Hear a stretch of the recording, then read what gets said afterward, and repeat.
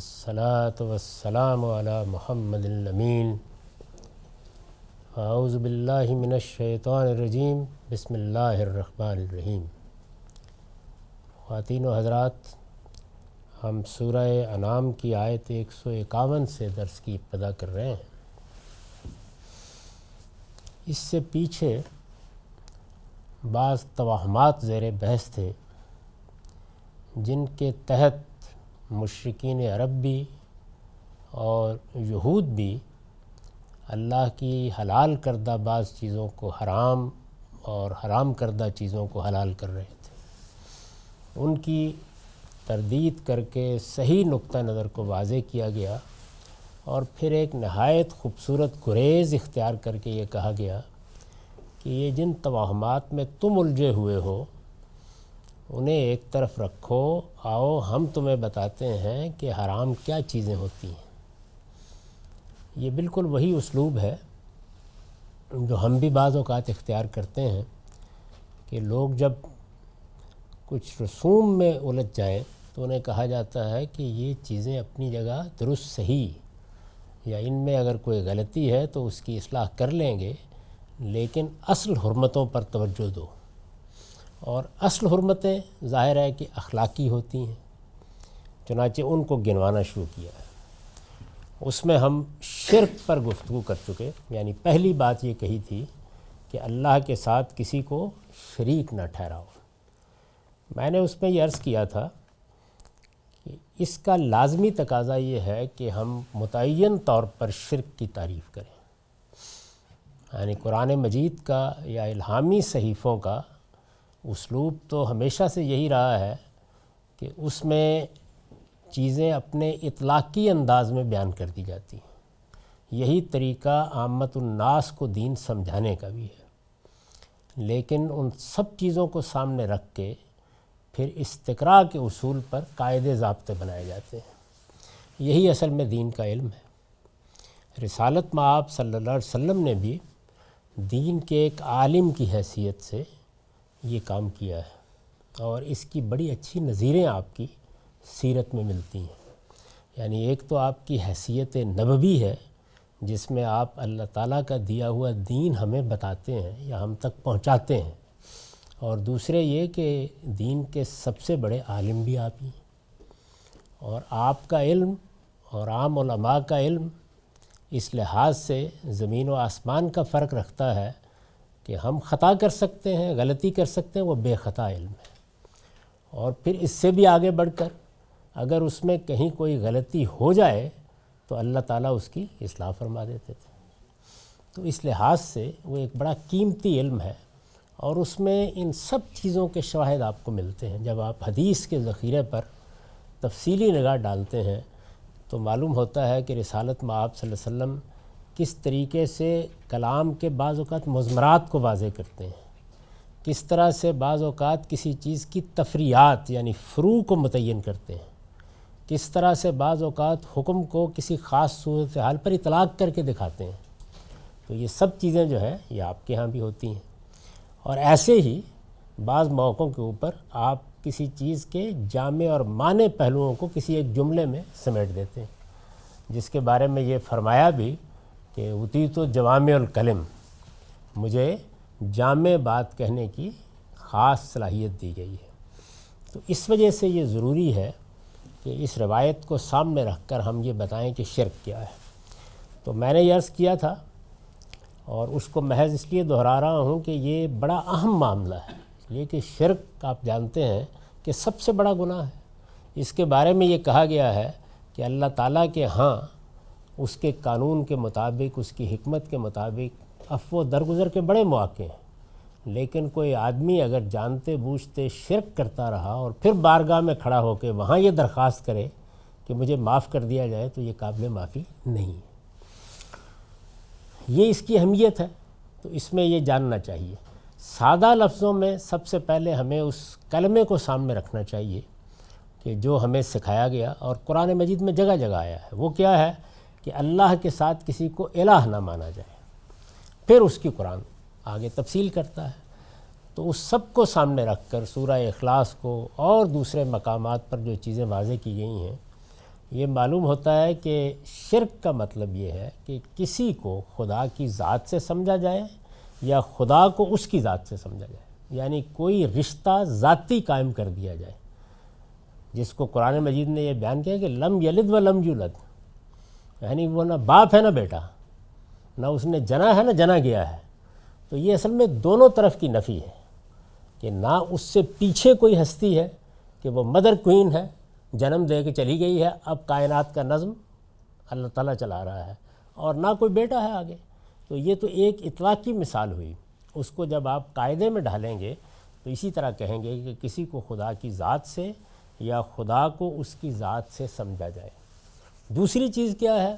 دوسری چیز یہ ہے کہ اللہ تعالیٰ سے، اس کائنات کے پروردگار سے جو چیز ہمارے تعلق سے صادر ہوتی ہے وہ خلق ہے اور تدبیر امور ہے، یعنی دو ہی چیزیں۔ اگر آپ غور کر کے دیکھیں گے تو یا تو یہ ہے کہ ایک خلق کا عمل ہوا ہے، میں بنا دیا گیا، آپ بنا دیے گئے، دوسری زندہ مخلوقات بنا دی گئی، جمادات بنا دیے گئے، پہاڑ بنا دیے گئے، سمندر بنا دیے گئے، کہکشانیں بنا دی گئی، سیارے ستارے بنا دیے گئے، تو خلق کا عمل۔ اور دوسری چیز کیا ہے؟ تدبیر امور، یعنی یہ جو خلق کا عمل ہوا ہے یہ کسی ڈھیر پر تو نہیں ہوا، ایک ایک چیز معلوم ہوتا ہے کہ کہیں سے کنٹرول کی جا رہی ہے، اس کی نگرانی کی جا رہی ہے، اس کے معاملات کو دیکھا جا رہا ہے، وہ کسی کی گرفت میں ہے سب کچھ۔ جیسے آپ کسی کنٹرول روم میں بیٹھے ہوئے اپنے سارے نظام کو چلا رہے ہوتے ہیں، تو یہ بھی بدیہی حقیقت ہے۔ یعنی اس میں بحث فلسفے کی سطح پر یہ ہوتی ہے کہ وہ کون ہے، وہ قوانین فطرت ہے، وہ یہ پوری کائنات آپ سے آپ ہے، وہ اس کے پیچھے کوئی ماورا ہستی ہے، وہ ایک الگ بحث ہے۔ لیکن یہ بدیہی حقیقت ہے کہ یہ عالم ایک مخلوق ہے، یعنی بنا ہوا ہے، اس کے بننے کا عمل کو ہر لحظہ مشاہدہ کیا جا سکتا ہے، ہر وقت۔ یہ آپ کے سامنے آپ کا بچہ پیدا ہوتا ہے، اس میں ماضی کے آثار کو دریافت کرنے بعد میں جائیں، آپ کے سامنے پیدا ہوتا ہے۔ اور وہ پیدا کیسے ہوتا ہے؟ یعنی یوں نہیں ہوتا کہ آپ کے وجود سے کوئی چیز پھوٹ نکلتی ہے کہ اس کو آپ کسی ارتقائی عمل کے حوالے کر کے فارغ ہو جائیں، نہیں، آپ خام مال اپنے اندر ڈالتے ہیں۔ جس طریقے سے کسی فیکٹری میں کوئی چیز بنائی جاتی ہے، اس خام مال سے وہ قطرہ آب اور وہ بیضہ بنتا ہے آپ کے سامنے، یعنی ماضی کا بنا ہوا نہیں ملتا، بنتا ہے، اس کے بعد وہ مختلف مراحل سے آپ کے سامنے گزرتا ہے اور جیتے جاگتے بچے کی صورت میں باہر آ جاتا ہے۔ تو یہ خلق کا عمل ہے جو ہو رہا ہے، یعنی اس کا کوئی انکار ہی نہیں کر سکتا، بدیہی عمل ہے۔ جب میں یہ کہتا ہوں نا کہ انسان ذرہ برابر بھی تأمل سے کام لے تو وہ اس حقیقت تک فوراً پہنچ جاتا ہے کہ ہم مخلوق ہیں۔ بحث یہ بنانے والا کون ہے؟ یعنی اگر کوئی کہتا ہے آپ سے آپ بن رہے ہیں تو وہ بھی کسی قانون کو خالق مانے گا نا، مخلوق ہونے میں اختلاف نہیں کیا جا سکتا۔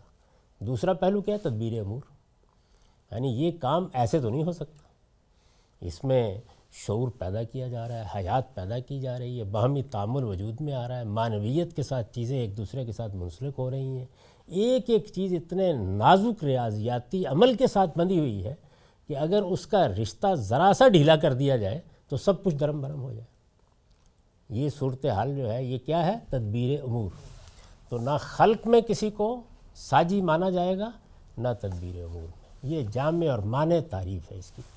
اس کے بعد میں نے اطلاق کر کے بتایا تھا کہ وہ بڑے بڑے معاملات کیا ہیں، معاف کیجیے،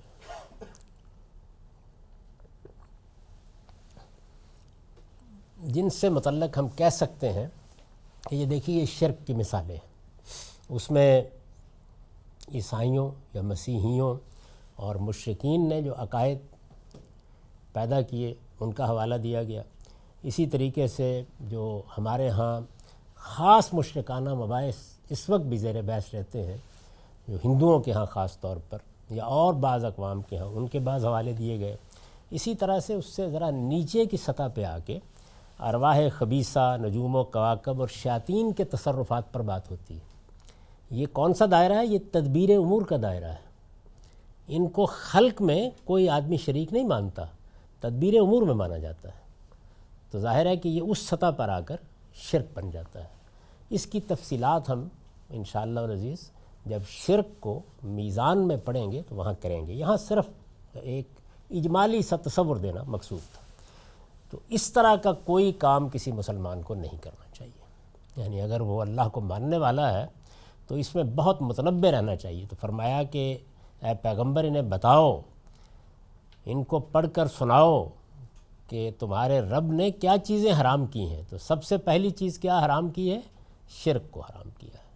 تو شرک کا واضح تصور، یعنی کسی درجے میں بھی اگر یہ کہا جاتا ہے کہ فلاں ہستی ذات باری سے صادر ہوئی ہے یا فلاں ہستی سے ذات باری کا صدور ہوا ہے، تو بس یہ وہ چیز ہے کہ جس کو اگل کے پھینک دینا چاہیے. اسی طرح اگر ادنا درجے میں بھی کوئی آدمی یہ کہتا ہے کہ خلق کے عمل میں فلاں شریک ہو گیا ہے، تو یہ قابل التفات چیز ہی نہیں ہے. ایسے ہی معاملہ تدبیر امور کا ہے. اور یہ ذہن میں رکھیے کہ اگرچہ پہلے کی بھی واضح مثالیں موجود ہیں اور دوسرے کی بھی، لیکن زیادہ تر معاملہ اس صورت میں ہوتا ہے تدبیر امور میں. یہ جو مسلمان قوموں میں آپ دیکھتے ہیں تو زیادہ تر یہ چیزیں ہوتی ہیں. ارواح خبیثہ ہیں، نجوم و کواکب ہیں، ایسے ہی پھر داتا، غریب نواز، کتب، ابدال، وہ پھر تدبیر امور میں شریک کیے جاتے ہیں. آپ اگر ان تمام ہستیوں کے بارے میں بھی ہمارے ہاں کے جلیل القدر ائمہ کی بعض چیزیں دیکھیں تو واضح ہو جائے گا کہ صورتحال یہ نہیں ہے کسی کو خلق میں شریک کیا جا رہا ہے. ذات کا معاملہ بھی ہمارے ہاں اس طرح نہیں ہوا، لیکن تدبیر امور میں سب چیزیں چل رہی ہیں. یعنی کائنات کے کھونٹے ان لوگوں نے اٹھا کے رکھے ہوئے ہیں، باندھے ہوئے ہیں، اور یہ اس کے لحاظ سے چل رہے ہیں. تو یہ شرک کا معاملہ جو ہے یہ عام طور پر جب واضح ہونے کا عمل بھی صدیوں میں ہوا ہے. ذات میں شریک ہو گئے، خلق میں بھی شریک کی مثالیں مل گئیں، لیکن آہستہ آہستہ اس لغویت پر انسان متنبہ ہوتا چلا گیا ہے. تو دو پیغمبر جو آخری پیغمبر ہیں، سیدنا مسیح علیہ السلام اور آپ کے بعد رسالت مآب صلی اللہ علیہ وسلم، انہوں نے دنیا میں توحید کا انقلاب برپا کیا ہے. دو چیزیں جو ہیں ان کو ہمیشہ ذہن میں رکھیے، یعنی ان دونوں نے مل کے پوری دنیا میں توحید پہ انقلاب برپا کر دیا انہوں نے بھی. اور بدقسمتی ادھر کیا ہوئی کہ تھوڑے ہی عرصے کے بعد خود ان کو ذات خداوندی میں سے قرار دے دیا گیا. ادھر ہمارے ہاں یہ تو نہیں ہوا، یعنی اگر ہوا بھی تو بہت چھوٹے پیمانے پر بعض لوگوں نے اس طرح کی باتیں کہہ دیں، لیکن بحیثیت مجموعی مسلمان امت نے اس سے اعراض کیے رکھا ہے. ہمارے ہاں زیادہ معاملہ وہ ہوا ہے، یعنی بعض ہستیوں کو تدبیر امور میں شریک کر دینے کا. تو یہ تو ایک تو یہ بات اچھی طرح سمجھ لینی چاہیے کہ اس طرح کا شرک چونکہ ہمارے ہاں پیدا ہو گیا ہے، اس وجہ سے اس پر بہت متنبہ ہر مسلمان رہے اور کسی درجے میں بھی اس کو قبول نہیں کرنا چاہیے، کسی تعویل سے بھی، اس لیے کسی کی گنجائش ہی نہیں ہے. اور یہ میں عرض کر رہا ہوں کہ اس کا تعلق کسی خاص فرقے یا گروہ کی تعبیر سے نہیں ہے. اس میں نے ہمیشہ توجہ دلائی ہے کہ دو چیزیں ایسی ہیں، ایک شرک اور توحید کا معاملہ، ایک آخرت کی جواب دہی کا معاملہ. یہ چونکہ دین کی بنیاد ہے، یعنی اسی پر کھڑی ہے ساری پیغمبروں کی دعوت. اور آخرت کی جواب دہی کی بنیاد کیا ہے؟ عمل صالح، ایمان اور عمل صالح. آپ اس میں قرآن مجید کو فعال کے طریقے پر کھولیں گے، وہ واضح کرے گا بات. سادہ ترجمہ پڑھتے چلے جائیے، اس کے لیے کسی عالم کی مدد کے بغیر قرآن مجید کو پڑھیے، آپ یہ دیکھیں گے کہ بالکل واضح ہو جائے گا. تو یہ سب سے بنیادی، سب سے پہلی چیز ہے. وہ فرمایا کہ یہ کیا حرام حلال کی بحثیں کر رہے ہو، سب سے پہلے یہ سنو، یہ شرک حرام ہے. اس کے بعد وَبِالْوَالِدَيْنِ احسانًا، یعنی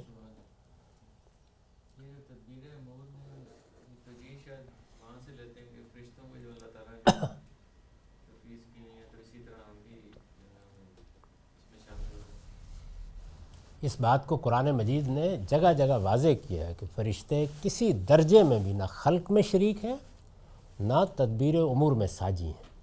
ان کو جو ذمہ داری اللہ پروردگار عالم کی طرف سے دی جاتی ہے، جس طرح ہم بندے اللہ کے حکم پر عمل کرتے ہوئے کوئی خدمت بجا لاتے ہیں، وہ یہ بجا لاتے ہیں. ان کا اس سے کوئی آگے جگہ ہی نہیں ہے. اور تھوڑا توقف کیجئے، ہم میزان کا مطالعہ کر رہے ہیں اس میں سنن الہیہ کے بعد فرشتوں پر ایمان زیر بحث ہے، اس میں یہ بات پوری طرح واضح ہو جائے گی۔ تو خدا کے بعد سب سے بڑا حق والدین کا ہے، چنانچہ دوسرا حکم یہی بیان ہوا ہے۔ یہ اگرچہ ما حرم ربہم ہی کے تحت ہے، یہ البیان کا نوٹ ہے، لیکن قرآن نے اس کے لیے منفی کے بجائے مثبت اسلوب اختیار کیا ہے۔ یعنی قرآن مجید کے جو اسالیب ہیں، بات کیسے کرتا ہے، اس کو بہت دقت نظر سے سمجھنا چاہیے۔ یعنی کس طریقے سے بعض اوقات ایک مثبت بات کہہ دی جاتی ہے اور اس سے مقصود اس کے دوسرے پہلو کو نمایاں کرنا ہوتا ہے جو منفی ہے۔ تو یہاں پر یہ ہے کہ یہ سب حرمہ کے تحت ہے، آؤ بتائیں کہ تیرے رب نے حرام کیا کیا ہے۔ تو اس میں اب طریقہ کیا اختیار کیا ہے، ایک چیز منفی بیان کی ہے، اس پر عطف ایک مثبت چیز کو کر دیا ہے، تو آپ اس کے دوسرے پہلو کو مراد لے لیں گے۔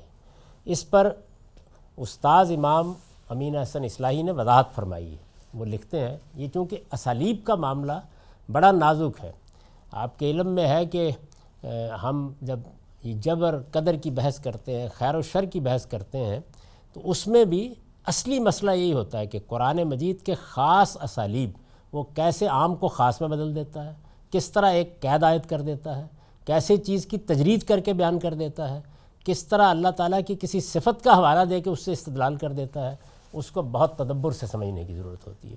یہاں بھی ایک اسلوب زیر بحث آ گیا ہے کہ پیچھے تو تھا حرام، تو والدین سے احسان کرو تو حرام نہیں ہے نا، تو مثبت بات ہے، تو یہ کیا اسلوب ہے؟ تو وہ لکھتے ہیں زیر بحث آیات میں اسلوب کی یہ ندرت قابل لحاظ ہے کہ بعض باتیں منفی پہلو سے بیان ہوئی ہیں، یعنی نہ کرو، حرام ہے، ممنوع ہے، یہ منفی طریقہ ہے، نیگیٹو طریقہ ہے بات کو بیان کرنے کا، بعض مثبت پہلو سے، یعنی یہ ساری جتنی باتیں آگے بیان ہوں گی تو ان میں آپ یہ دونوں چیزیں دیکھیں گے، مثلا شرک، قتل اولاد یعنی اپنے بچوں کو مار دینا، فحشا، قتل نفس،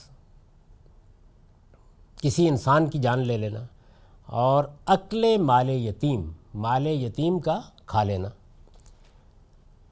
کا ذکر تو منفی پہلو سے ہے۔ ظاہر ہے کہ اس میں کیا طریقہ اختیار کیا ہے، شرک نہ کرو، اولاد کو قتل نہ کرو، فحشا کے قریب نہ جاؤ، کسی جان کو نہ مارو، کسی یتیم کا مال نہ کھاؤ، یہ نہ کھاؤ منفی اسلوب ہے نا، تو یہ تو حرام کے تحت ٹھیک ہو گیا، یعنی میں نے تمہارے لیے یہ چیزیں حرام کی ہیں، یہ ٹھیک ہوا۔ اور والدین کے ساتھ احسان، اب ظاہر ہے کہ والدین کے احسان تو ایک مثبت چیز ہے، یہ کرو، ایفائے کیل، ایفائے کیل یعنی وزن پورا کرو، ناپ تول میں کمی، اسی طرح سے ایفائے کیل و میزان، قول و عمل میں اہتمام عدل، یعنی عدل انصاف کا طریقہ اختیار کرو، مثبت بات ہے نا، یہ منفی نہیں ہے۔ اور ایفائے عہد الہی، اللہ کے ساتھ باندھے ہوئے عہد کو وفا کرو، یہ سب مثبت چیزیں ہیں۔ تو ان سب چیزوں کا ذکر مثبت اسلوب سے ہے، یعنی قرآن مجید نے یہاں جو چیزیں اکٹھی کی ہیں ان میں سے کچھ منفی اسلوب میں کہی ہیں، کچھ مثبت اسلوب میں کہی ہیں، لیکن تالیف جملہ کے لحاظ سے سب حرمہ کے تحت ہے۔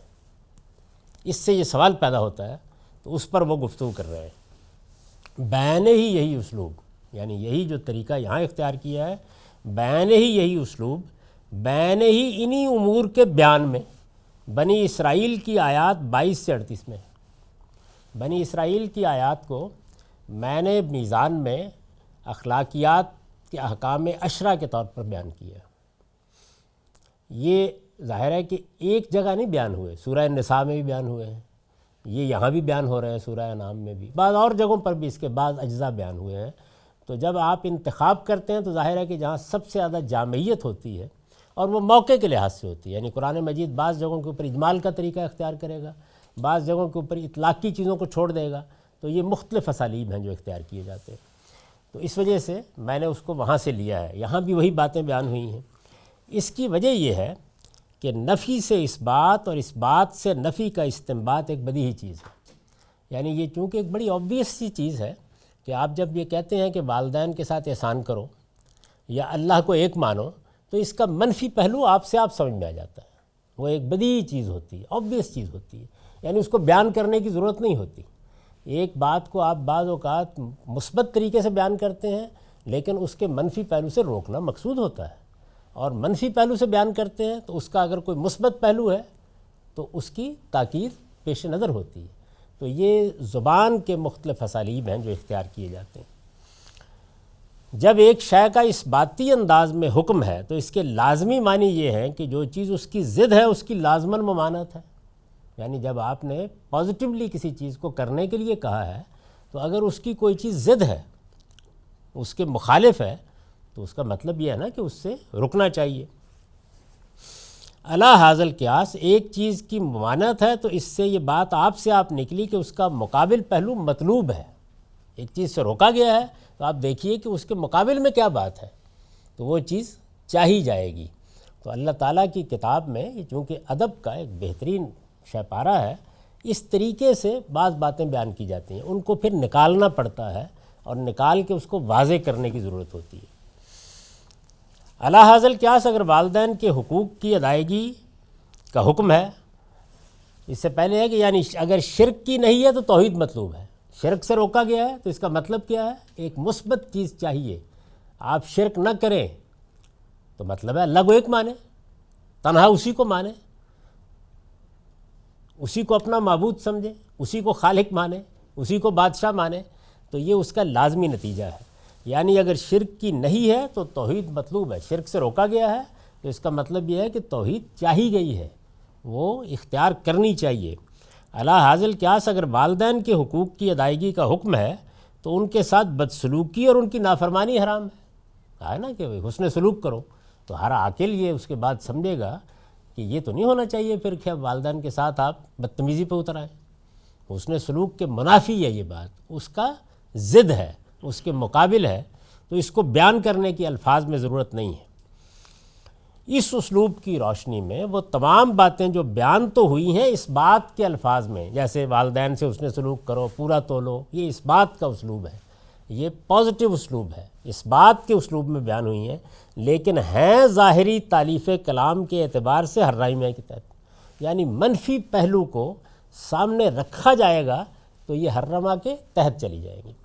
تو اس سے یہ معلوم ہوا کہ قرآن مجید کی جو زبان ہے اس میں آپ محض نحو کے منطقی قواعد کا منطقی طریقے سے اطلاق کر کے نہیں سمجھ سکتے۔ اس کو ایک فعل استعمال کیا ہے اور آگے کی چیزیں اس طرح بیان کی ہیں کہ آپ خود اس کے ضد پہلوؤں کو سمجھتے چلے جائیں اور اس کے لحاظ سے اطلاق کرتے چلے جائیں۔ اس کا فائدہ کیا ہوتا ہے؟ اس کے نتیجے میں بہت سی چیزیں الفاظ میں بیان کرنے کی ضرورت نہیں ہوتی، وہ آپ سے آپ نمایاں ہو جاتی ہیں۔ تو حرمہ کے تحت لا کر بتا دیا کہ آگے جتنی باتیں بیان ہو رہی ہیں ان کا منفی پہلو بھی مطلوب ہے کہ تمہیں اس کے قریب نہیں جانا۔ اس اسلوب کی روشنی میں وہ تمام باتیں جو بیان تو ہوئی ہیں اس بات کے الفاظ میں، لیکن ہیں ظاہری تالیف کلام کے اعتبار سے حرامائی کے تحت، یعنی حرام ہونے کے تحت ہیں، ان سب کے ضد پہلو کو بھی مد نظر رکھیے۔ اس سے مقصود کیا ہے؟ یعنی کوئی کہہ سکتا ہے نا کہ یہ طریقہ کیوں اختیار کیا گیا ہے؟ اس کا نتیجہ یہ نکلا کہ آپ کو منفی اور مثبت دونوں جملے نہیں بولنے پڑے، بلکہ ایک ہی اسلوب کے نتیجے میں وہ سب باتیں بیان ہو گئیں۔ گویا پوری بات یوں ہے، اب یہ والدین پر لکھا ہے نا، تو پوری بات یوں ہے، اوپر کیا تھا؟ وَبِالْوَالِدَيْنِ احسانًا، اور والدین کے ساتھ حسن سلوک کرو۔ تو پوری بات یوں ہے کہ نہ والدین کو اف کہو نہ جھڑکو، بلکہ ان کے ساتھ اچھا سلوک کرو، یعنی دوسرے پہلو کو۔ اور آپ دیکھیں گے بعض جگہوں کے اوپر اس کو بیان بھی کر دے گا قرآن مجید۔ یہ ہے اصل میں القرآن یفسر بعضہ بعضا۔ اس کا بعض لوگ یہ غلط مطلب لیتے ہیں کہ قرآن سے دائیں بائیں کی چیزیں اکٹھی کرنے کے بعد آپ جس جملے کو جو معنی چاہے پہنا دیں، یہ مطلب نہیں ہے اس کا۔ آپ کو اس جگہ پہ آنا پڑے گا اور پھر بتانا پڑے گا کہ یہ جملہ یہ مقام جو آپ نے دائیں بائیں سے چیزیں سمجھی ہیں ان کو قبول بھی کرتا ہے یا نہیں، زبان کے اسالیب کے لحاظ سے۔ اس اسلوب کا فائدہ یہ ہے کہ اس میں جو پہلو زیادہ زور و قوت سے ظاہر کرنے کا ہے وہ تو الفاظ میں بیان ہو جاتا ہے، یعنی اس کا فائدہ کیا ہے، اور اس کا ضد پہلو بغیر الفاظ کی مدد کے مجرد فہوائے کلام اور اقتضائے نظام سے سمجھ میں آ جاتا ہے۔ یعنی فہوائے کلام یعنی بات کیسے کہی گئی ہے اسی سے معلوم ہو جائے گا، اور جو نظم ہے جس طرح سے کلام چل رہا ہے وہ خود ہی اس کو بیان کر دے گا۔ تو یہ ایک خاص چونکہ قرآن کا انداز ہے تو اس لیے یہ ضروری تھا کہ اس کی وضاحت کی جائے۔ یہ بات فرمائی اور والدین کے ساتھ حسن سلوک کرو، تو چنانچہ دیکھیے میں نے یہاں پر اس کا جو ضد پہلو ہے اس کو کھول دیا ہے، اور والدین کے ساتھ حسن سلوک کرو، ان کے ساتھ کبھی کوئی برا رویہ اختیار نہ کرو۔ اب برے رویے کی کچھ مثالیں جیسے قرآن مجید نے بھی دی ہیں، وہ دسیوں ہو سکتی ہیں، لیکن حسن سلوک کے مقابل میں کیا چیز ہوتی ہے؟ یعنی حسن سلوک اچھا رویہ، مقابل کیا ہے؟ برا رویہ، تو وہ اختیار نہ کرو۔ وَلَا تَقْتُلُوا أَوْلَادَكُم مِّنْ إِمْلَاقٍ، اور اپنی اولاد کو مفلسی کے اندیشے سے قتل نہ کرو۔ نَحْنُ نَرْزُقُكُمْ وَإِيَّاهُمْ، إِيَّاهُمْ، ہم تمہیں بھی روزی دیتے ہیں اور ان کو بھی دیں گے۔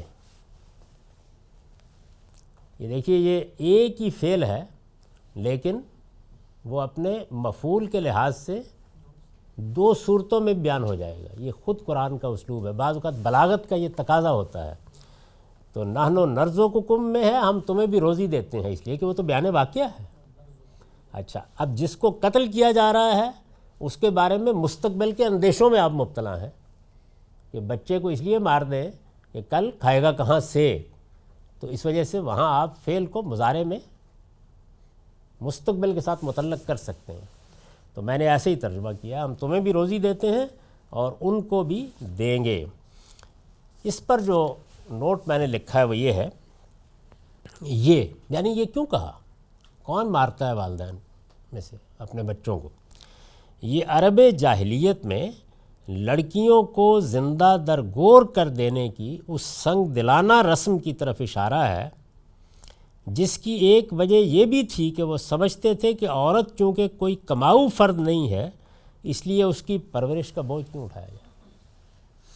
یعنی یہ تو ایک طویل تاریخ میں عام تمدنی رویہ رہا ہے کہ مرد کما کے لائیں گے۔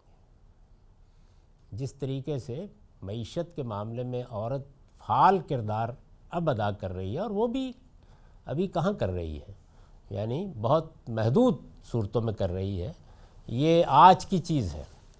پہلے ایک معاون کا کردار ضرور کرتی رہی ہے لیکن ذمہ داری مرد پر ہی رہی ہمیشہ۔ چنانچہ قرآن مجید نے اسی چیز کو اصول کے طور پر سامنے رکھ کر سورہ نساء میں نظم اپنا بیان کیا کہ جس کے اوپر کمانے کی ذمہ داری ہے۔ یہ محض کمانے کی ذمہ داری ایک لفظ نہیں ہے، یہ اس دنیا میں سب سے بڑی ذمہ داری ہے۔ اگر آپ غور کر کے دیکھیں تو جس وقت آپ یہ ذمہ داری لے لیتے ہیں کہ کمانا مجھے ہے یا کمانا تمہیں ہے اور اس کے لیے تم مسئول ہو، جواب دہ ہو، ذمہ دار ہو، تو یہ بہت بڑی چیز ہے، آسان نہیں ہے یہ۔ یعنی ایک ہے کہ آپ نے کہا کہ چلیں ٹھیک ہے دونوں کچھ مل ملا کے دال دلیا کر لیں گے، یہ یوں نہیں ہے۔ کماؤ فرد جو ہے وہ اصل میں مرد رہا ہے ایک طویل عرصے تک۔ جی وہی بھگت رہے ہیں۔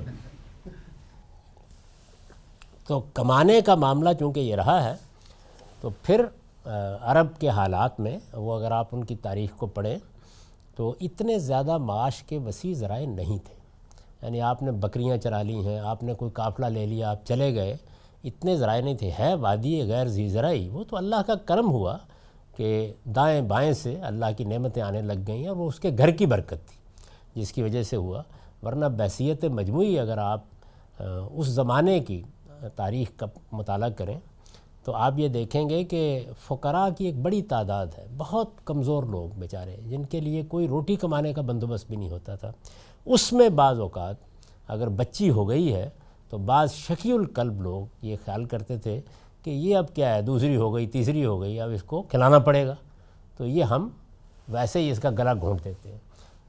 اس میں عرب سوسائٹی میں یہ بھی پہلو تھا کہ اگر کوئی کسی لڑکی کو کچھ کام کرنے کو کہتا تھا کہ یہ بڑی ہوگی میرے لیے کام، تو اس کو معیوب سمجھا جاتا تھا، یا یہ تو ہمارے معاشرے میں بھی رہا ہے، ہمارے ہاں یعنی ابھی بھی ہمارے ہاں اس کو بڑا معیوب سمجھا جاتا رہا ہے۔ یہ ابھی کسی حد تک آپ کے ہاں یہ چیز قابل قبول ہونا شروع ہوئی ہے، ورنہ بیوی کے بارے میں یہ خیال کرنا کہ وہ کما کے لائے یا بہن بیٹی کے بارے میں یہ خیال کرنا یہ بہت بری بات سمجھی جاتی رہی ہے۔ یہ ذہن میں رکھیے کہ یہ جو کچھ ہم بات کر رہے ہیں اس کا مذہب سے کوئی تعلق نہیں ہے. یعنی ایک معاشرہ ہے، اس کی ایک ثقافت ہے، اس کی ایک تہذیب ہے، اس کے اندر کچھ چیزوں کو مانا یا سمجھا جاتا ہے، یہ چیزیں اس سے پیدا ہوتی ہیں. تو یہ باعث بنتا تھا اس کا.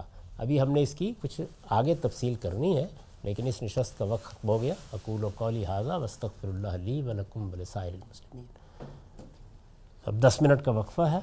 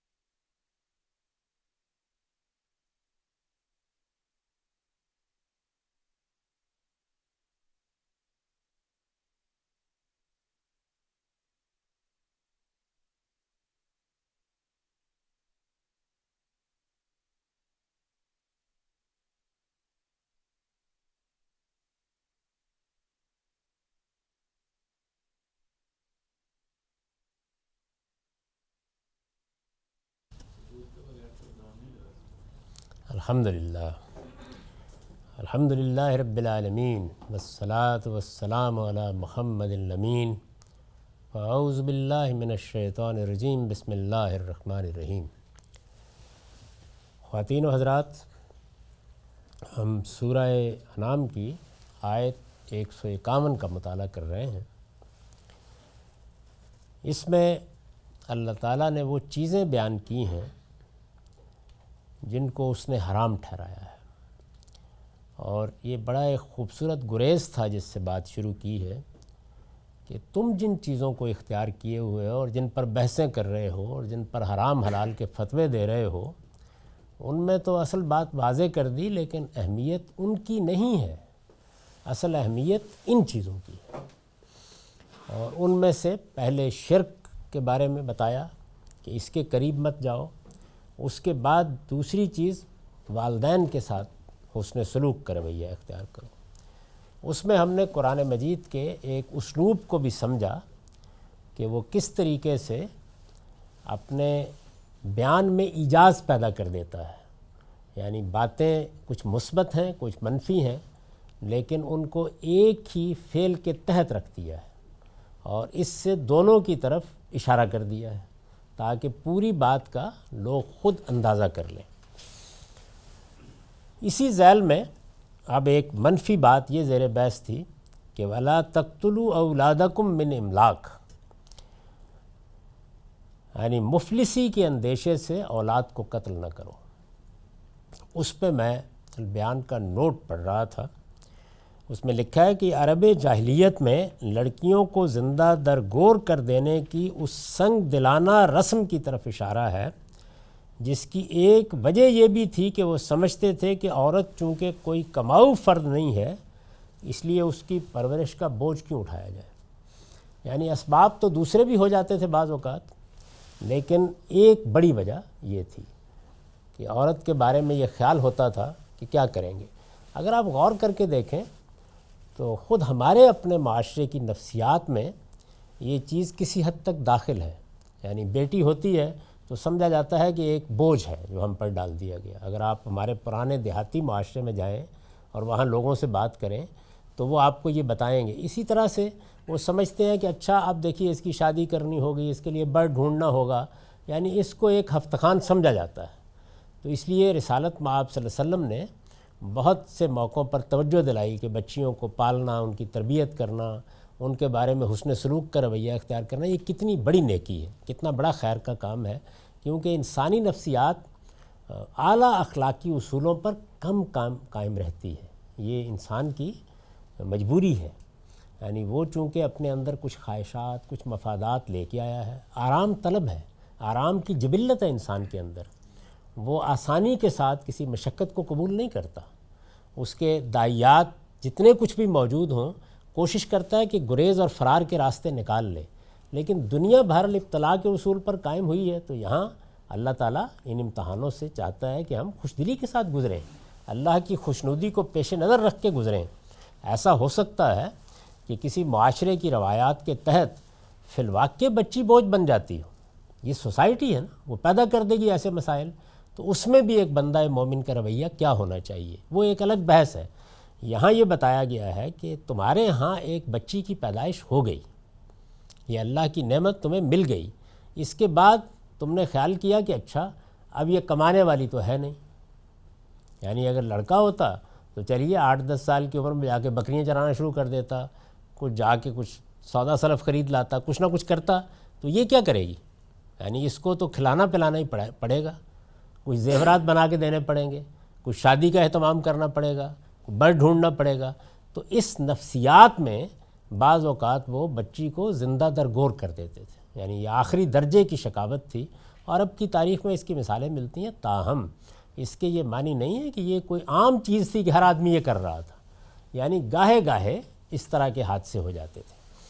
تو قرآن مجید نے یہ کہا کہ ایسا مت کرو، جس کی ایک وجہ یہ بھی تھی کہ وہ سمجھتے تھے کہ عورت چونکہ کوئی کماؤ فرد نہیں ہے، اس لیے اس کی پرورش کا بوجھ کیوں اٹھایا جائے۔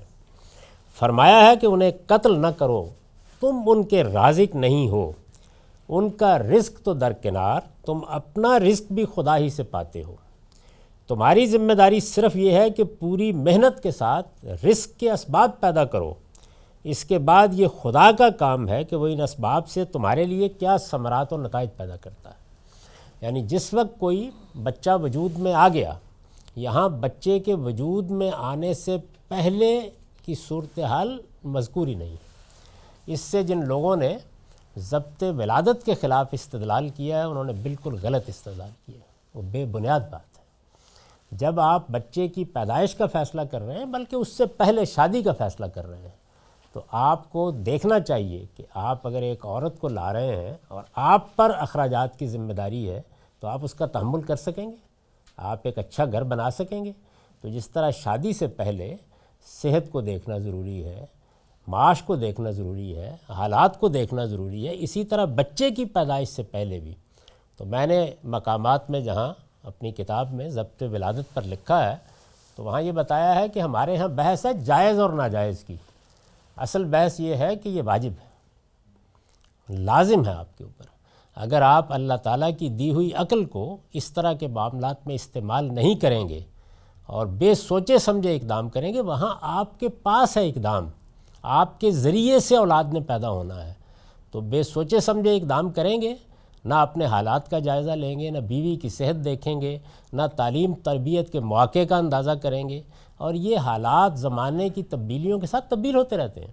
میں خود ان سب مراحل سے گزرا ہوں کہ ہماری دیہاتی زندگی میں جب ہم نے ذرا آنکھ کھولی کوئی مسئلہ ہی نہیں تھا، آپ 15 بچے پیدا کر کے پھینک دیں، پل ہی جاتے تھے۔ لیکن کیا اب بھی یہی صورتحال ہے؟ یعنی عورتوں کی صحت کی صورتحال کیا بن گئی ہے؟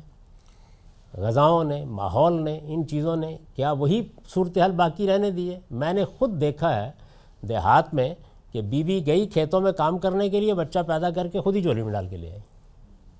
اب بھی یہی ہوتا ہے۔ تو اس لیے بہت سی چیزیں جو ہیں وہ وقت کے ساتھ تبدیل ہو جاتی ہیں۔ یہی صورتحال جو ہے وہ معاش کے مواقع کی ہو گئی ہے۔ اچھا، تعلیم کا معاملہ اس سے زیادہ سنگین ہو گیا ہے۔ یعنی اب آپ کو بچے کو اس طرح تعلیم مکتب میں بھیج دیا، مولوی صاحب پڑھا دیں گے فارسی عربی۔ یعنی مجھے تو کوئی یاد ہی نہیں ہے کہ میں نے جن علماء سے شروع میں فارسی عربی یا دینی علوم پڑھے تو کبھی کوئی پیسہ دیا ہو یا انہوں نے کبھی کوئی مطالبہ کیا ہو۔ ایسے لگتا تھا کہ جیسے وہ اس کو اپنا فریضہ سمجھتے ہیں کہ تعلیم دینی ہے، اور بڑی محبت بڑی شفقت کے ساتھ کبھی گھر میں بلا لیا، کبھی شام میں بلا لیا، بلکہ بچے کا دل نہیں چاہ رہا پڑھنے کے لیے تو وہ پیچھا کر رہے ہیں اس کا۔ تو وہ ایک کلچر تھا۔ اب ظاہر ہے ایسا نہیں رہا۔ اب آپ کو ہر چیز کے لیے اب تو وہی صورتحال ہے نا کہ جس کو اقبال نے بیان کیا ہے کہ اب تو آپ ماسٹر صاحب جب پڑھا کے فارغ ہو جاتے ہیں تو آپ کہتے ہیں کہ بل پیش کیجیے۔ تھے وہ بھی دن کے خدمت استاد کے عوض، جی چاہتا تھا ہدیہ دل پیش کیجیے۔ اور اب صورتحال کیا ہے؟ سبق پڑھنے کے بعد بل پیش کیجیے۔ تو صورتحال بدل گئی۔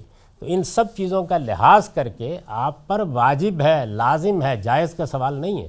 اگر آپ اس کے خلاف کریں گے تو اس کے نتائج بھگتیں گے خدا کے قانون کے مطابق۔ خدا کے جو قوانین عقلی بنیاد پر کار فرما ہے، یہ عقلی قوانین ہے نا، جو آپ کو ڈاکٹر حضرات بتاتے ہیں کہ دیکھیے جناب یہ معاملے اگر آپ نے کیے تو دل کا مرض لاحق ہو جائے گا۔ یہ کہتے ہیں کہ آپ کو سیر کرنی ہے یا آپ کو باہر نکلنا ہے یا آپ کو فلاں کام کرنے ہیں، فلاں چیزیں نہیں کھانی۔ یہ سب کیا چیزیں ہیں؟ یہ اصل میں وہ علم اور عقل ہے جو خدا نے آپ کو دی ہے، اس کی بنیاد پر آپ پریونشن کے لیے کچھ اقدامات کرتے ہیں۔ تو یہ واجب ہوتے ہیں، ان کی خلاف ورزی کے نتائج نکلتے ہیں۔ اگر آپ یہ کریں گے، وہ ایک الگ بات ہے کہ اللہ تعالیٰ نے یہ دنیا جو ہے اس میں اپنے تصرف کو قائم رکھا ہوا ہے، وہ کسی وقت نہیں نکلنے دیتا، لیکن عام طور پر خدا کے جو قوانین ہیں وہ بے لاگ طریقے سے کام کرتے رہتے ہیں۔ تو اگر غلطی کی جائے گی تو نتیجہ نکلے گا اس کا۔ تو اس وجہ سے اس آیت کا اس سے کوئی تعلق نہیں۔ ہاں، جب اللہ نے یہ نعمت آپ کو دے دی تو اب یہ سمجھیے کہ خدا کا فیصلہ ہے، اب آپ کو خوش دلی کے ساتھ اس فیصلے کو قبول کرنا ہے، اور اب وہ بچہ جو ہے اس کی حرمت قائم ہے، اس کی جان، اس کا مال، ہر چیز جو ہے وہ حرام ہے، بالکل اس کے قریب بھی آپ نہیں جا سکتے۔ تو اس سے ولادت مراد ہے یا ابورشن بھی اس میں شامل ہے؟ یہ اچھا سوال انہوں نے کر دیا۔ دیکھیے، ایک چیز یہ ہے کہ آپ نے بچے کی پیدائش سے پہلے یہ فیصلہ کرنا ہے کہ بچہ پیدا کرنا ہے یا نہیں، یعنی آپ نے اقدام کرنا ہے کہ نہیں، آپ کے اقدام کا نتیجہ تو اللہ ہی کی طرف سے نکلے گا، آپ نے اقدام کرنا ہے، یعنی وہ آپ کو پورا حق ہے کہ آپ اس کا فیصلہ کریں، بلکہ بعض صورتوں میں واجب ہے کہ آپ تمام چیزوں کا لحاظ کر کے فیصلہ کریں، وہاں کوئی اس کا تعلق نہیں ہے حرام حلال کا، وہاں پر تو آپ کی ذمہ داری ہے، اللہ نے آپ کے ذریعے سے اولاد دینی ہے، اس لیے لڑکی ہو لڑکا ہو شوہر ہو بیوی ہو، سب کو پہلے بہت اچھی طرح سے سوچنا چاہیے کہ کیا ہم نفسیاتی لحاظ سے، سماجی لحاظ سے، معاشرتی لحاظ سے، تعلیم و تربیت کے پہلو سے، عورت کی صحت کے لحاظ سے، آنے والے بچے کو وقت دینے کے لحاظ سے اس پوزیشن میں ہیں، اور اس میں ظاہر ہے کہ معاشی پہلو بھی موجود ہے، تو اس کا پوری طرح ادراک کر کے سمجھ کر بچے کی تمہید باندھنے کا آپ کو حق ہے۔ یہ ہے پہلے کا معاملہ۔ اس کے بعد فرض کیجئے کہ بچے کی تمہید بن گئی، تو اب اس کے بعد کوئی مانع پیش آ گیا، یعنی کوئی ایسی چیز آ گئی، پتہ چلا کہ کوئی بیماری ہے بچے کو اور ہے، آج کل تو بہت سی چیزیں معلوم ہو جاتی ہیں، کوئی معقول سبب ہے، تو 120 دن کے اندر جو فقہاء نے کہا ہے بالکل ٹھیک ہے۔ اس کی دلیل کیا ہے قرآن اور حدیث میں، وہ میں نے اس مضمون میں بیان کر دی ہے، اسقاط کے اوپر جو لکھا ہے وہ آپ وہاں دیکھ سکتے ہیں، یہاں بحث دوسرے دائیں چلی جائے گی۔ 120 دن تک وہ انسان نہیں ہے، وہ حیوان انسان ہے۔ اللہ تعالیٰ نے یہ بتا دیا ہے اور اللہ کے پیغمبر نے اس کی وضاحت کر دی ہے کہ 120 دن کے بعد اس کو انسانی شخصیت دی جاتی ہے۔ جب 120 دن مکمل ہو جائیں، اس کے بعد اس کو چھیڑنا ایسے ہی ہے کہ جیسے آپ بچے کی پیدائش کے بعد اس کا گلا گھونٹنا چاہیں۔ تو یہ ہے اس معاملے میں اسلام کا نقطہ نظر۔ یہ بات کہ 120 دن تک وہ حیوان انسان ہے، ابھی انسانی شخصیت اس کو نہیں ملی، اس کو جاننے کا کوئی سائنسی طریقہ نہ ہے، نہ دریافت ہو سکتا ہے، یہ خدا کی دی ہوئی اطلاع ہے، قرآن میں بھی وضاحت سے ہے اور رسالت میں آپ صلی اللہ علیہ وسلم نے بھی وضاحت سے اس کو بیان کر دی ہے۔ قرآن میں بنیاد کیا ہے، حدیث میں بنیاد کیا ہے، میں نے عرض کیا کہ اس کو آپ وہاں دیکھ سکتے ہیں، وہ کسی موقع کے اوپر مزید تفصیل بھی کر دیں گے، لیکن یہاں اتنا بتانا مقصود تھا کہ یہ جو آیت ہے یہ ان معاملات سے متعلق نہیں، ہاں اس وقت سے ضرور متعلق ہے کہ جب پتہ چل گیا کہ بچہ ہے، 120 دن ہو گئے ہیں، تو اب اس کے بعد وہ زندہ انسان ہے، پیٹ کے اندر ہے یا پیٹ کے باہر ہے، اس کی حیثیت بالکل یکساں ہے، اب آپ اس کو ہاتھ نہیں لگا سکتے۔ یہاں ایک چھوٹا سا اور سوال ہے کہ قتل تو ویسے ہی حرام ہے ان جنرل، تو یہ کہنا ہے کافی تھا کہ ولا تقتلوا اولادکم، لیکن جو من املاک کی شرط لگائی ہے، کہیں اس سے یہ مراد تو نہیں ہے کہ یہ جو عقلیت ہے یا یہ جو سوچ ہے اس کو ختم کرنا تھا کہ بھئی تم بچے پیدا جیسے ابھی آپ نے کہا کہ بھی بچے پیدا کرنے کی پلاننگ میں آپ احتیاط کر سکتے ہیں، تو اس میں بھی اگر سوچ یہی ہے کہ میں اس لیے نہیں کرنا چاہتا ہوں کہ میں جو ہے نا وہ کھلاؤں گا کہاں سے، تو وہ اس کے اندر شامل ہوگی؟ دو باتیں بالکل الگ الگ ہیں۔ یہ جو مل املاک کی شرط ہے تو وہ اصل میں اس شناخت کو واضح کرتی ہے، یعنی کیا بنیاد ہے تمہارے پاس، آپ کسی انسان کی جان لینا چاہتے ہیں تو بتایا ہے نا کہ 2 صورتوں میں لی جا سکتی ہے قرآن مجید نے، تو اس وجہ سے لے لیں گے کہ اس بچے کی پرورش اور اس کی پرداخت کے لیے رزق آپ کے پاس نہیں ہوگا، اس کی فکر نہ کرو۔ جب کہ ایک بچہ دنیا میں آ گیا ہے تو پھر اللہ تعالیٰ کے ساتھ اس کے معاملات ہیں، آپ کا کام اس کے لیے رزق فراہم کرنے کی جد و جہد کرنا ہے، اور وہ اللہ تعالیٰ اسباب پیدا کرے گا، دے گا۔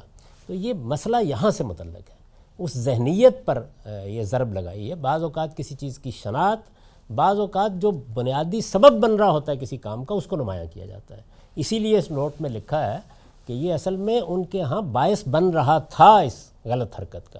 یہ ایسے ہی ہے کہ جیسے ہم کہیں کہ بھائی اپنے سیاسی مقاصد کے لیے آپ اپنے کارکنوں کو قتل نہ کروائیں، کہتے ہیں نا لیڈروں سے، تو یہ اس طرح کی بات ہوتی ہے، یعنی ایک چیز ہے تو ناجائز لیکن ایک نہایت ادنا چیز سامنے رکھ کر بے پرواہی سے سمجھا جا رہا ہے، تو اس کی شناخت کو واضح کیا جاتا ہے اس میں۔ جی اس میں یہ ایکسیپشنز تو ہو سکتی ہے، لیکن 120 ڈیز پاس بھی ہوتے ہیں، لیکن اگر ماں کو کوئی اس سے وہ تو پھر تو اس میں وہ ایک بالکل دوسری چیز ہے۔ وہ یہ ہے کہ وہ آپ کو ایک طبیب یہ بتاتا ہے یقینی طور پر کہ اب میرے سامنے کوئی چارہ اس کے سوا نہیں کہ 2 جانیں ہیں، ان میں سے ایک کو بچا سکتا ہوں، وہ بالکل دوسری چیز ہے۔ اس میں اضطرار کا قانون زیر بحث آتا ہے، وہاں آپ کے بس میں رہا ہی نہیں، تو اس کا وہ زیر بحث نہیں ہے یہاں پہ۔ تو فرمایا کہ تمہاری ذمہ داری صرف یہ ہے. ایک سوال ہے اگر آپ اجازت دیں. جی ارشاد. وہ یہ کہ یہ کیا رزق دینے کا جو وعدہ کیا جا رہا ہے، یہ بات کی جا رہی ہے، کیا یہ وعدے کا اسلوب ہے؟ کیا رزق دیا جائے گا آپ کو اس لیے فکر نہ کریں؟ یعنی یہ وعدہ کیا جا رہا ہے رزق دیں گے بچے کو؟ نہیں، بیان قانون ہے. یعنی اس دنیا کے اندر جو بھی لوگ آ رہے ہیں ان سب کے لیے اللہ نے رزق کا سامان کر رکھا ہوا ہے، لہٰذا اس کے اسباب تلاش کرو گے تو مل جائیں گے. یہ قانون کا بیان ہے. نحن نرزقکم و ایہم، مطلب یہ ہے کہ رزق کا جہاں تک تعلق ہے اس کو کہا ہے نا دوسری جگہ کہ میں نے رزق کے وسائل اسباب سوال للسائلین، اس زمین کے اوپر سب کے لیے برابر پھیلا دیے ہیں، اب آپ نے تلاش کرنا ہے. اس میں ظاہر ہے میری صلاحیت، آپ کی جد و جہد، حالات، ماحول سب کردار ادا کرتے ہیں. تو یہ بیان قانون ہے، یہ کوئی وعدے کی نوعیت نہیں ہے. وہ وعدہ تو پہلے ہی کیا جا چکا ہے، جب اس پروردگار نے پیدا کیا ہے لوگوں کو تو اس کے اسباب بھی مہیا کر دیے.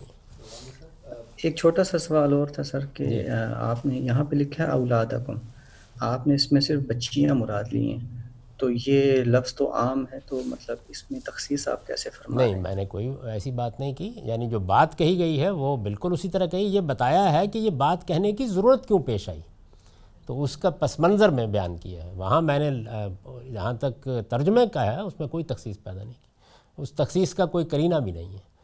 تو ہم جب اولاد کا لفظ بولتے ہیں تو جس طرح بچوں کے لیے بول سکتے ہیں ویسے ہی بچیوں کے لیے بول سکتے ہیں، دونوں کے لیے اکٹھا بھی بول سکتے ہیں. تو لفظ پر کوئی تخصیص وارد نہیں ہوئی. البتہ یہ کہ جب ہم دیکھتے ہیں کہ اچھا کیا ہوتا تھا، عجیب سی بات ہے نا، بچوں کو کون مارتا ہے، تو معلوم ہوتا ہے کہ یہ معاملہ وہاں زیادہ تر بچیوں کے بارے میں کیا جاتا تھا. تو یہ اس کے تاریخی پس منظر کا بیان ہے، یہ جملے پر کوئی تخصیص عائد نہیں کی گئی.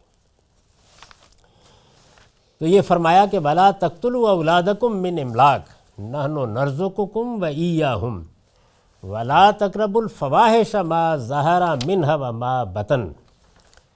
یعنی یہ پہلے فرمایا شرک نہ کرو، پھر فرمایا والدین کے ساتھ حسن سلوک کرو، ان کے ساتھ برا رویہ اختیار نہ کرو، یہ حرام ہے. پھر یہ کہا کہ یہ جو تم احمقانہ حرکت کرتے ہو اپنے بچوں کے بارے میں، اس کا ارتکاب نہ کرو. وَلَا تَقْرَبُوا الْفَوَاحِشَ، اور فواحش کے قریب نہ جاؤ، ما ظہر منہا وما بطن، خواہ وہ کھلے ہوں یا چھپے، فواحش کے قریب نہ جاؤ. اب ظاہر ہے کہ اس میں کچھ چیزیں سمجھنے کی ہیں. ایک تو یہ کہ فواحش ظاہر ہے فاحشہ کی جمع ہے. عربی زبان میں یہ ایک معروف لفظ ہے، یعنی ایسا نہیں ہے کہ قرآن مجید نے کوئی اجنبی تعبیر اختیار کر لی ہے اور اب ہم اس کو جاننے کی کوشش کر رہے ہیں. معروف لفظ ہے جس کو بدکاری کہتے ہیں نا آپ کے ہاں، اس کی جو صورتیں بھی ہو سکتی ہیں ان سب کے لیے یہ لفظ استعمال ہو جاتا ہے. چونکہ انسانی معاشروں میں میاں بیوی کے مابین جنسی تعلق کے سوا ہر چیز کو ہمیشہ فاحشہ ہی سمجھا گیا ہے. یعنی انسان کا جو تعامل ہے وہ لفظوں میں ایک خاص طرح کی تخصیص پیدا کر دیتا ہے. تو اس لفظ کے ساتھ بھی یہ بات بالکل واضح. آج ہم کوئی دوسرا تصور قائم کر لیں تو اس سے قرآن مجید کی زبان اور اس کا پس منظر نہیں بدل جائے گا. قرآن مجید جو الفاظ کا عرف ہے اسی میں ان کو استعمال کر رہا ہے. تو فواحش میں بدکاری کی سب صورتیں. اس میں یہ جو تعبیر اختیار کی کہ خواہ کھلے ہوں یا چھپے، تو اس بات کو بھی سمجھنے کی ضرورت ہے. یعنی بدکاری ممنوع ہے، بدکاری حرام ہے، اس کے قریب نہ جاؤ. یہ اگلی بات سے پہلے یہاں تھوڑا سا اس بات کو سمجھ لیجئے کہ، اور یہ سمجھانے کی ضرورت بھی اس زمانے میں پیش آ گئی ہے ورنہ ایسا کوئی مسئلہ نہیں تھا.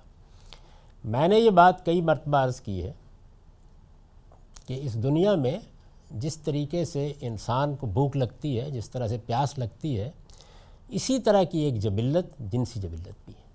ایسی جبلت ہے، یہ کوئی کانڈیم کرنے کی چیز نہیں ہے. یعنی انسان کو بنایا ہی اس طرح سے گیا ہے کہ اس کے اندر جس طرح یہ جبلی تقاضے رکھے گئے ہیں یہ چیز بھی رکھی گئی. اس کے بارے میں نہ کوئی شرمانے کی ضرورت ہے، نہ یہ کوئی ایسی چیز ہے کہ جس کو کوئی برائی سمجھا جائے. اپنی ذات میں یہ کوئی برائی نہیں ہے. یعنی ایک جبلی جذبہ ہے، ایک دائیہ انسان کے اندر رکھ دیا گیا ہے. وہ جس طرح بھوک کی تسکین چاہتا ہے، جس طرح سے پیاس کی تسکین چاہتا ہے، ایسے ہی اپنے اس جنسی دائیے کی بھی تسکین چاہتا ہے. اس کے لیے کیا طریقہ اختیار کیا جائے؟ تو آپ نے یہ دیکھا کہ جب کھانے پینے کا معاملہ آیا تو اللہ تعالیٰ نے یہ فرمایا کہ ہر جگہ منہ نہیں مار سکتے، طیبات حلال ہیں، خبائث حرام ہے، یہی کہا ہے نا وہاں پہ. اس پر ہم بڑی تفصیلی بحث کر چکے ہیں.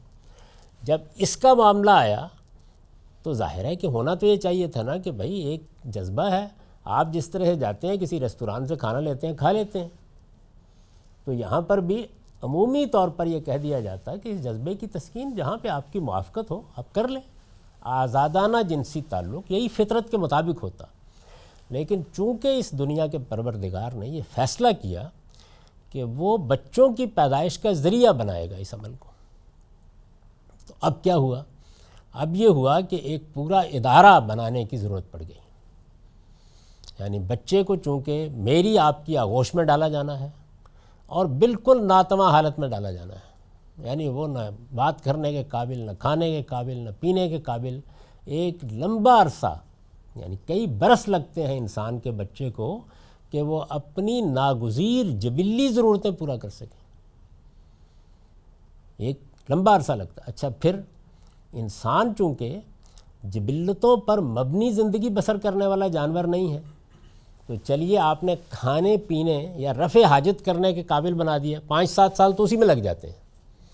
اب مسئلہ یہ ہے کہ اس کی تہذیب کرنی ہے، اس کی تعلیم تربیت کا اہتمام کرنا ہے.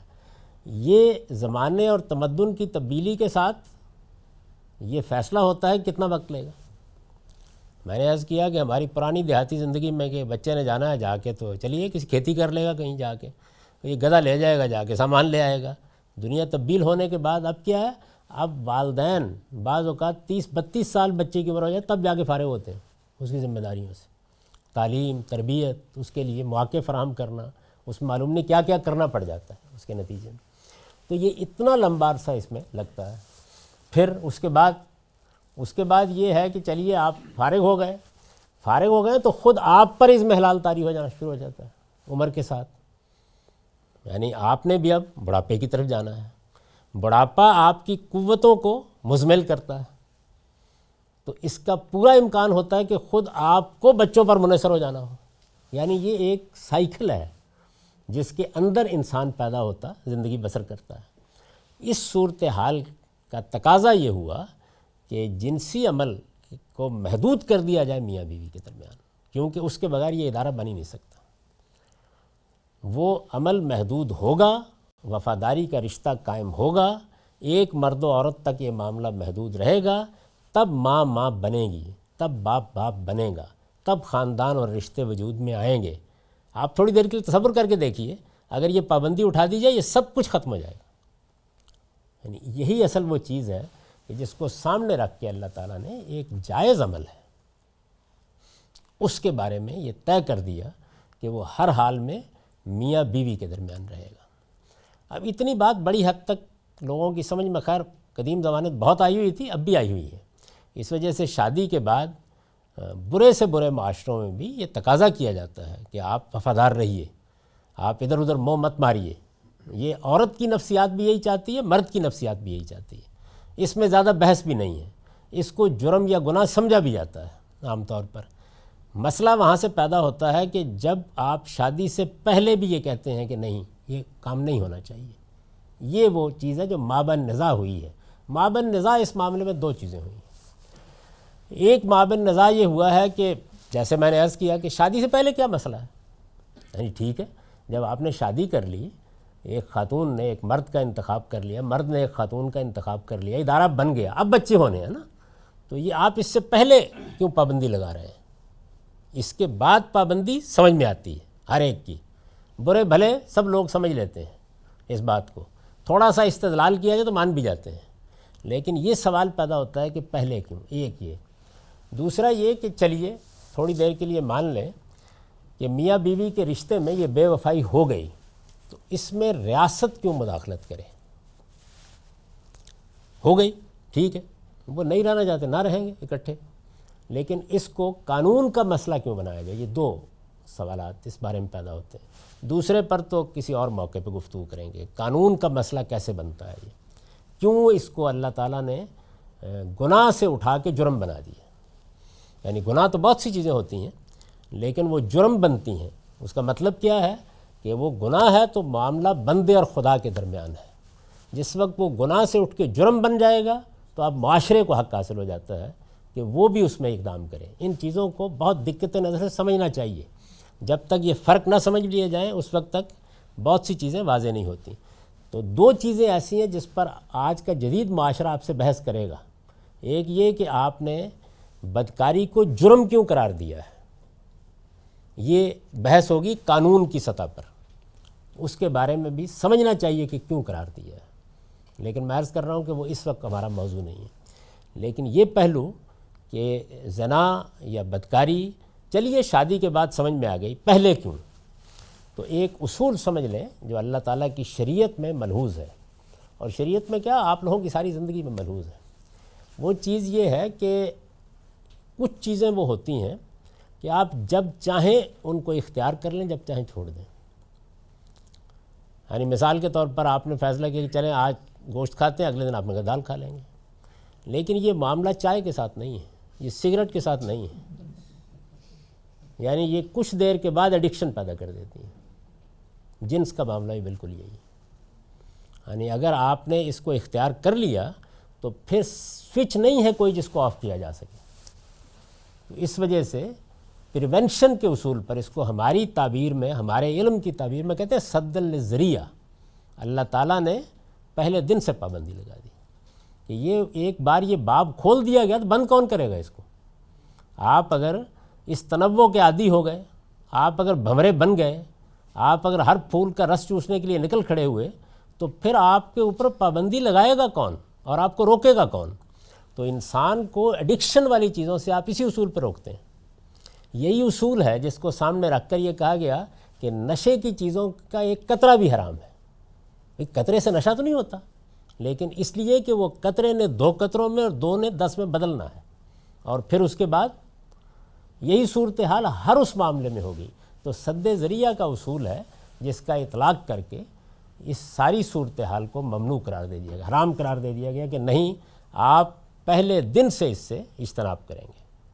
جیسا ایک سوال یہاں پہ کہ مغربی معاشرہ اس قانون کی اس بنیاد پہ نفی کر سکتا ہے کہ بہت سے مغربی ممالک میں جو خاندان کا ادارہ ہے اس پہ کوئی پابندی نہیں ہے، شادی کے بغیر سب لوگ آپس میں رہ رہے ہیں، بچے بھی ہو رہے ہیں اور ان کا نظام چل رہا ہے، بلکہ بعض جگہوں پہ تو اسلامی جو برائے نام اسلامی ممالک ہیں جیسے ہمارا ملک ہو گیا، ان سے اچھا نظام چل رہا ہے ان کا، کیونکہ ان کی جو ان کے حکمران ہیں، جو ان کی سوسائٹی ہے، وہ ان کو وہ مواقع فراہم کر رہی ہے، اصول انہیں بنائے ہوئے ہیں۔ اگر شادی نہیں بھی ہے تو ایک ذمہ داری اصولاً باپ پہ ڈالی ہوئی ہے کہ تم نے چائلڈ سپورٹ کرنی ہے، ان کو تعلیم کے موقع فراہم کیے گئے ہیں، ان کے لیے بہبودی اور موقع فراہم کیے گئے ہیں۔ تو یہ تو پھر اس قانون کی نفی کرتا ہے کہ یہ ادارہ ضروری نہیں ہے آج کل کے زمانے میں۔ یہ اس قانون کی نفی نہیں کرتا، یہ اس قانون پر نقد کرنے والے یا اس کے مقابل میں بات کرنے والوں کی جو ذہنی سطح ہے اس کو بیان کرتا ہے کہ وہ انسان کو صرف روٹی کھانے والی چیز سمجھتے ہیں۔ انسان کی حیثیت سے میرا وجود 1000 پہلوؤں سے بعض چیزوں کا تقاضا کرتا ہے۔ وہ تحفظ کا تقاضا کرتا ہے، محبت کا تقاضا کرتا ہے، تعلق کا تقاضا کرتا ہے، بچپن سے لے کے بڑھاپے تک کی امیدوں کو ایک جگہ وابستہ ہونے کا تقاضا کرتا ہے، خاندان کے رشتوں کا تقاضا کرتا ہے، رشتوں کے اندر جو یعنی محبت کے چشمے بہتے ہیں ان کا تقاضا کرتا ہے۔ تو اللہ تعالیٰ کا بنایا ہوئے ادارے کا یہ نہایت ناقص متبادل ہے جو فراہم کیا جا رہا ہے۔ جو اللہ تعالیٰ کا بنایا ہوا ادارہ ہے وہ میری پوری شخصیت کو بچپن سے لے کے آخر دم تک، میں نے عرض کیا تھا ابھی کہ پہلا مرحلہ وہ تھا جس میں ایک بچہ میرے آغوش میں ڈالا گیا، میں اس کو پال رہا ہوں، بڑھا رہا ہوں، پورا خاندان اس میں لگا ہوا ہے، ماں بھی لگی ہوئی ہے، باپ بھی لگا ہوا ہے، رشتے ساری چیزیں میں تعلیم تک پہنچاتا ہوں تو میں مزمل ہو جاتا ہوں، اب مجھے لوٹ کے آنا ہے۔ تو اس سارے معاملے کو سامنے رکھ کے اللہ تعالیٰ نے ایک ادارہ بنایا ہے۔ آپ اس کا کوئی ناقص متبادل تلاش کر رہے ہیں، اور وہ بھی کہاں؟ جہاں پر بہت پیسے آ جائیں اور بہت ترقی یافتہ ملک ہوں۔ میرے ملک میں کیا کریں گے؟ تو اللہ کا نظام جو ہے وہ عارضی بندوبست کا متقاضی نہیں۔ عارضی بندوبست تو کسی یتیم کے لیے بھی کرنا پڑ جاتا ہے، لیکن کیا وہ کوئی آئیڈیل بندوبست ہے؟ وہ کوئی مثالی چیز ہے؟ مثالی معاملہ جو ہے وہ اللہ کا بنایا ہوا قانون ہے۔ اس کے لیے ہم یہ ایثار کرتے ہیں، ہم یہ فیصلہ کرتے ہیں کہ نہیں ہم کسی حال میں بھی ایسی کسی چیز کے قریب نہیں جائیں گے، ہر حال میں اس کا ہم تقاضا پورا کریں گے، تو یہ اسی لیے کرتے ہیں۔ ایک چھوٹا سا سوال ہے کہ جی یہ جو الفواحش ہے اس کو ڈیفائن نہیں کیا گیا اور اس کو عرف پر چھوڑ دیا گیا، اور آپ نے وہ بھی کہا کہ بھی یہ عربی میں معروف چیز ہے، تو زمانے کے ساتھ ساتھ اس کا سٹینڈرڈ چینج ہوتا رہتا ہے۔ جیسے آج کل جو ہے نا اپوزٹ جنڈر کے ساتھ جو فرینڈ شپ ہے اور اس کو ایک تہذیب کے دائرے میں، اور پہلے یہ ٹھیک نہیں تھی، سلام لینا ہے، ہینڈ شیک کرنا ہے، پہلے کسی زمانے میں یہ فحش ہوتی تھی اور اب اس کو اس طرح نہیں دیکھا جاتا، تو اس میں ہم ساتھ ساتھ ہم چینج ہوتے رہیں گے جیسے جیسے یہ اس کا سٹینڈرڈ چینج ہوگا۔ اس پر گفتگو بہت تفصیلی طور پر کرنے کی ضرورت ہے، ان سارے پہلوؤں کے اوپر۔ کیا وقت ہے ہمارا؟ درس کا وقت جو ہے وہ چونکہ ختم ہو گیا، اور عین آخری وقت میں آپ نے ایک بڑا سوال کر دیا۔ تاہم یہ فواحش کی بحث ابھی جاری ہے، اگلی نشست میں انشاءاللہ اس کو ہم دیکھیں گے۔ اس میں آگے ایک بڑا ہی غیر معمولی جملہ ہے، خواہ وہ کھلے ہوں یا چھپے، اس کو بھی سمجھنا ہے، اور جو سوالات انہوں نے اٹھائے ہیں ان پر بھی گفتگو کرنی ہے۔ اس کے لیے اب اگلی نشست کا انتظار کیجیے۔ اقول قولی ھذا واستغفر اللہ لی ولکم ولسائر۔ ابھی حدیث کا درس ہوگا 10 منٹ کا، اس کے بعد پھر سوالات۔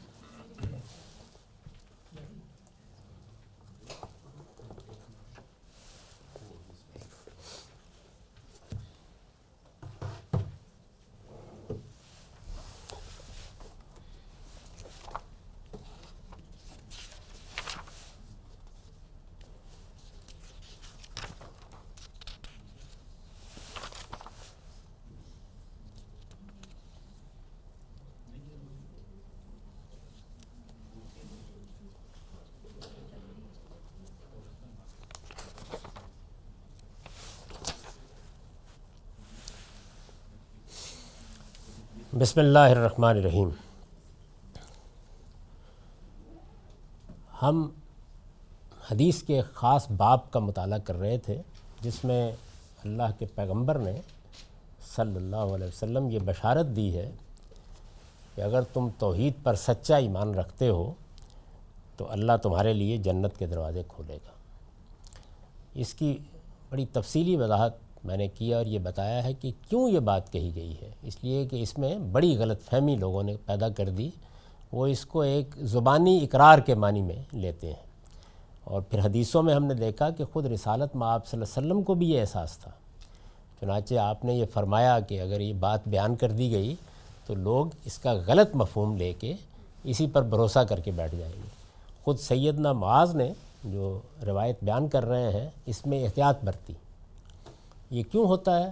ایسے ہی ہوتا ہے کہ ہم انسان اپنی خواہشات کے لحاظ سے بعض اوقات ایک چیز کا ایک مطلب لے لیتے ہیں۔ جب اللہ تعالیٰ کوئی بات کہتے ہیں یا اللہ کا پیغمبر بات کہتا ہے، وہ بات کہنی ضروری بھی ہوتی ہے، تو اس کو ٹھیک سمجھنا چاہیے کہ وہ پورا نظام کیا ہے جس کے اندر یہ بات کہی جا رہی ہے۔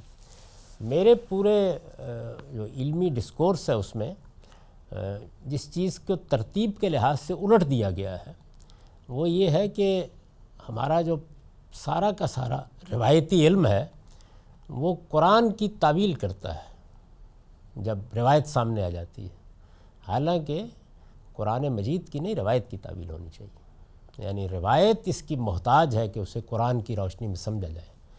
قرآن نے وہ فریم ورک دیا ہے جس کے اندر دین کے حقائق بیان ہوئے ہیں۔ یہ کیوں؟ کیا وجہ ہے؟ اس کی وجہ دینیاتی بھی ہے اور واقعاتی بھی۔ قرآن مجید یہ جملوں کی صورت میں نہیں ہے، یہ اقوال زرعی کا مجموعہ نہیں ہے، یہ ایک کتاب ہے، اللہ کی طرف سے نازل کی گئی ہے۔ اس کے لیے یہ اہتمام ہوا ہے کہ وہ اللہ ہی کے الفاظ میں ہم تک پہنچے، پورا اہتمام ہوا ہے۔ وہ اپنا سیاق رکھتی ہے، سباق رکھتی ہے، اس کے اندر کیا عام ہے کیا خاص ہے وہ ہم اس کے کانٹیکسٹ سے سمجھ لیتے ہیں۔ الفاظ کا مدعا کیا ہے، کہاں تجرید ہو رہی ہے، کہاں لفظ اپنے کس معنی میں استعمال ہو رہا ہے، یہ ساری باتیں وہاں متعین کرنے کے ذرائع موجود ہیں۔ روایت میں ان میں سے کچھ بھی نہیں ہوتا، اس لیے کہ وہ بات رسالت میں آپ صلی اللہ علیہ وسلم نے کہی، کس سیاق میں کہی، کہاں کہی، کس زمن میں کہی، راوی نے سنی، بیان کر دی، بیان کرنے والے نے اس میں کیا تصرفات کر دیے، کتنا جملہ چھوڑ دیا، کتنا بیان کیا، سیاق نہیں، سباق نہیں، منتشر اقوال ہیں، باتیں بیان ہو رہی ہیں۔ تو اس لیے صحیح اصول یہ ہے کہ اس روشنی میں دیکھا جائے۔ تو قرآن مجید کی روشنی میں جب ہم دیکھتے ہیں تو وہاں سے یہ معلوم ہوتا ہے کہ اصل میں یہ وہ اقرار ہے یا اس چیز کا شعور یا اس چیز کا علم ہے کہ میرا پروردگار تنہا ہے اور میں نے مان لیا اس کو۔ اس سے ایک انسان کے اندر ایٹیچیوڈ پیدا ہوتا ہے، رویہ پیدا ہوتا ہے، اس کے نتائج ہیں جنہیں پیغمبر بیان کر رہے ہیں۔ یعنی یہاں پر جو بشارت ہے وہ لفظ کے لحاظ سے نہیں ہے، اگر آپ اس کو زبان کے اسالیب میں بیان کریں تو یہ کہ نتیجے کے لحاظ سے، یعنی اس کو اس طریقے سے بیان کیا۔ تو اس میں جو مکالمہ اسی روایت کے تحت نقل ہوا ہے مسلم میں، وہ بھی سن لیں۔ وہ یہ ہے کہ قال النبی صلی اللہ علیہ وسلم حل تدری ما حق اللہ علی العباد قلت اللہ و رسولہ عالم قال فإن حق اللہ علی العباد ان یعبدوہ ولا یشرکوا بہ شیئا ثم سار سا قال یا معاذ بن جبل قلت لبیک رسول اللہ و صادق قال حل تدری ما حق العباد علی اللہ اذا فعلوا ذلک قلت اللہ و رسولہ عالم قال اللہ یعذبہ۔ رسول اللہ صلی اللہ علیہ وسلم نے معاذ سے فرمایا کیا تم جانتے ہو کہ اللہ کا بندوں پر کیا حق ہے؟ معاذ کہتے ہیں میں نے عرض کیا اللہ اور اس کا رسول بہتر جانتے ہیں۔ یعنی پہلے آپ نے سوال کیا یہ جانتے ہو کہ اللہ کا بندوں پر کیا حق ہے، وہ ہمارا خالق ہے، معبود ہے، تو اس کا کیا حق ہے؟ تو وہ کہتے ہیں کہ میں نے، اور یہ صحابہ کا عام طریقہ تھا، یعنی وہ محسوس کرتے تھے کہ ہم اپنی طرف سے کوئی بات کہہ دیں تو یہ گویا آپ کی بات پر آگے بڑھ کے بات کرنا ہے، تو اس کو ادب کے خلاف سمجھتے تھے اور یہ کہتے تھے کہ اللہ اور اس کا رسول بہتر جانتے ہیں۔ مقصود یہ ہوتا تھا کہ آپ فرمائیے، آپ بتائیے، آپ سے سننے کے لیے ہم منتظر ہیں۔ تو انہوں نے کہا کہ اللہ اور اس کا رسول بہتر جانتے ہیں۔ آپ نے فرمایا تو سنو، وہ یہ ہے کہ اللہ کی عبادت کی جائے اور کسی کو اس کا شریک نہ ٹھہرایا جائے۔ یہ سب سے بڑا حق ہے کہ آپ اللہ کے بندے بن کر رہیں۔ یہ عبادت جو ہے ایک اس کی حقیقت ہے اور ایک عبادات کی صورت میں اس کا ظہور ہے۔ حقیقت اس کی کیا ہے کہ میں نے اس بات کو اپنے دل کی گہرائیوں سے مان لیا ہے کہ میں اللہ کا بندہ ہوں۔ یہی وہ چیز ہے جو اسلام کے تصور انسان کو پیدا کرتی ہے۔ جب آپ کسی ڈسکورس کو سمجھنا چاہتے ہیں یا کسی نقطہ نظر یا کسی نظریے یا فلسفے کے ورلڈ ویو کو دیکھنا چاہتے ہیں تو تین چیزیں بنیادی ہوتی ہیں۔ انسان کا تصور کیا پیش کرتا ہے، خدا کا تصور کیا پیش کرتا ہے، کائنات کا تصور کیا پیش کرتا ہے، یہ بنیادی چیز ہے۔ تو جو انسان کا تصور ہمیں اللہ تعالیٰ کے دیے ہوئے دین میں بتایا گیا ہے وہ کیا ہے؟ وہ یہ ہے کہ میں انسان تو ہوں، یعنی ان زاویوں سے انسان ہوں کہ حیوانات سے ان معاملات میں ممتاز ہوں، میرے اندر یہ امتیازات اس صورت میں نمایاں ہوتے ہیں، وہ ایک الگ بحث ہے۔ لیکن جب ایک نظریے کے طور پر دین مجھ سے متعلق ہوتا ہے تو میرے انسانی وجود کی تعبیر کیا ہے؟ عبدیت۔ میں عبد ہوں، بندہ ہوں۔ یعنی جو چیز مجھے انسان سے اٹھاتی ہے اور اٹھا کے مجھے خدا سے متعلق کرتی ہے وہ اس رشتے کا بیان ہے، اور وہ رشتہ کیا ہے کہ وہ میرا خالق ہے اور میں اس کا بندہ ہوں۔ تو اس کو عربی زبان میں عبادت کہا جاتا ہے۔ یعنی میں نے یہ تسلیم کر لیا کہ اب بندگی ہے جس کا ظہور میری ذات سے ہونا چاہیے۔ وہ بندگی کا ظہور اصل میں عبادات کی صورت میں بھی ہوتا ہے اور اطاعت کی صورت میں بھی ہوتا ہے۔ وہ عبادات کی صورت میں ہوتا ہے تو ہم نماز پڑھتے ہیں، روزہ رکھتے ہیں، اللہ نے اس کا حکم دیا ہے۔ یا اگر فرض کر لیجئے کہ یہ حکم ہمارے پاس نہ ہو، ہم کسی جنگل میں پیدا ہوئے ہیں، تو اس کا ظہور کیا ہوگا؟ ان صورتوں میں ہوگا جو فطرت میں رکھے گئے ہیں۔ کبھی ہم سجدے میں گر جائیں گے، کبھی دعا کریں گے، کبھی مناجات کریں گے، یعنی یہ یا اللہ کی بارگاہ میں کھڑے ہو جائیں گے اپنے لحاظ سے۔ تو یہ وہی چیزیں ہیں جن کو جمع کر کے ایک نہایت ہی خوبصورت ترتیب کے ساتھ اس میں باندھ دیا گیا ہے نماز کی صورت میں۔ تو یہ عبدیت ہے، اسی کو یہاں بیان کیا کہ اللہ کی عبادت کی جائے اور کسی کو اس کا شریک نہ ٹھہرایا جائے۔ یعنی اپنے وجود اور اپنی حقیقت میں بھی ہم عبدیت کے، بندگی کے شعور کے ساتھ کھڑے ہوں، اور جن معاملات میں اللہ تعالیٰ نے بتایا ہے کہ میرے سامنے سر ایسے جھکاؤ گے اور میرا حکم ایسے مانو گے، اس میں کسی کو اس کے ساتھ شریک نہ کیا جائے، اسی کی عبادت کی جائے۔ کچھ دیر توقف کے بعد آپ نے کہا اے معاذ کہتے ہیں میں نے عرض کیا اللہ کے رسول میں آپ کی خدمت کے لیے موجود ہوں۔ آپ نے فرمایا جانتے ہو جب بندے یہ کر لیں، یعنی جب وہ عبدیت کے اس شعور کے ساتھ جینے لگیں، اور اللہ کا کسی کو شریک نہ ٹھہرائیں، تو اللہ پر بندوں کا کیا حق ہے؟ یعنی جس وقت یہ بڑا فیصلہ ہے نا، میں نے کر لیا، میں بندہ ہوں، ما خلقت الجن والانس الا لیعبدون کا مطلب بھی یہی ہے، وہ بندے بن کر رہیں، یعنی اس دنیا کے ماسٹر نہیں ہیں ہم، بندے ہیں اس خدا کے، اس پروردگار کے جو آسمان و زمین کا خالق ہے۔ تو بندوں نے اس بہت بڑی حقیقت کا اعتراف کر لیا، تو اس حقیقت کے اعتراف کا کچھ نتیجہ نکلے گا۔ وہ نتیجہ کیا نکلے گا؟ وہ یہ ہے کہ اب آپ سرکش نہیں ہوں گے، اب آپ اللہ کے بتائے ہوئے طریقے کی ضرور ساخت پرداخت کو سمجھیں گے، آپ عمل کرنے کی صحیح ضرور کریں گے، لیکن غلطیاں ہوں گی، کوتاہیاں ہوں گی، کسی سے کم کسی سے زیادہ۔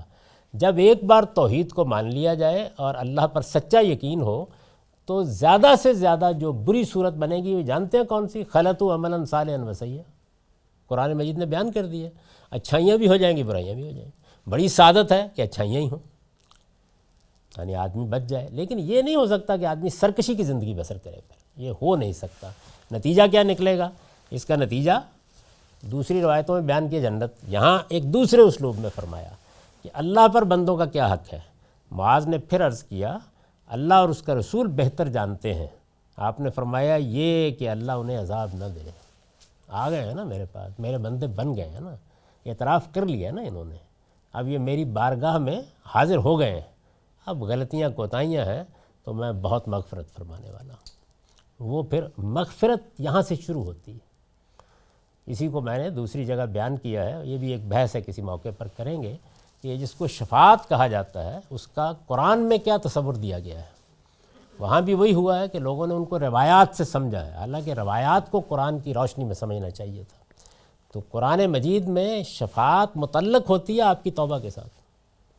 شفاعت کا مطلب ہے سیکنڈ کرنا، میں اپنے رب کے حضور توبہ کرنے کے لیے کھڑا ہو گیا، اب پیغمبر کہیں گے کہ پروردگار معاف کر دو۔ آپ کی طرف سے اس کا ظہور ہی نہیں ہوا تو پھر تصور نہ کیجیے، اس پر تفصیلی بات کریں گے، میں نے میزان میں کر بھی دی ہے۔ تو یہاں پر بھی یہی بتایا گیا ہے کہ جب تم نے اپنے دل کی گہرائیوں سے یہ بات کہہ دی، مان لی، اس کو اپنا زندگی کا لائے عمل بنا لیا کہ میں بندہ ہوں۔ بندہ ہونے کا ہرگز یہ مطلب نہیں ہے کہ اب آپ سے غلطی نہیں ہوگی، ہو جائیں گے، پھسلیں گے، گریں گے، سب ہوگا، لیکن جب آپ یہ زندگی بسر کریں گے تو نتیجہ خیر کا نکلے گا آپ کے لیے۔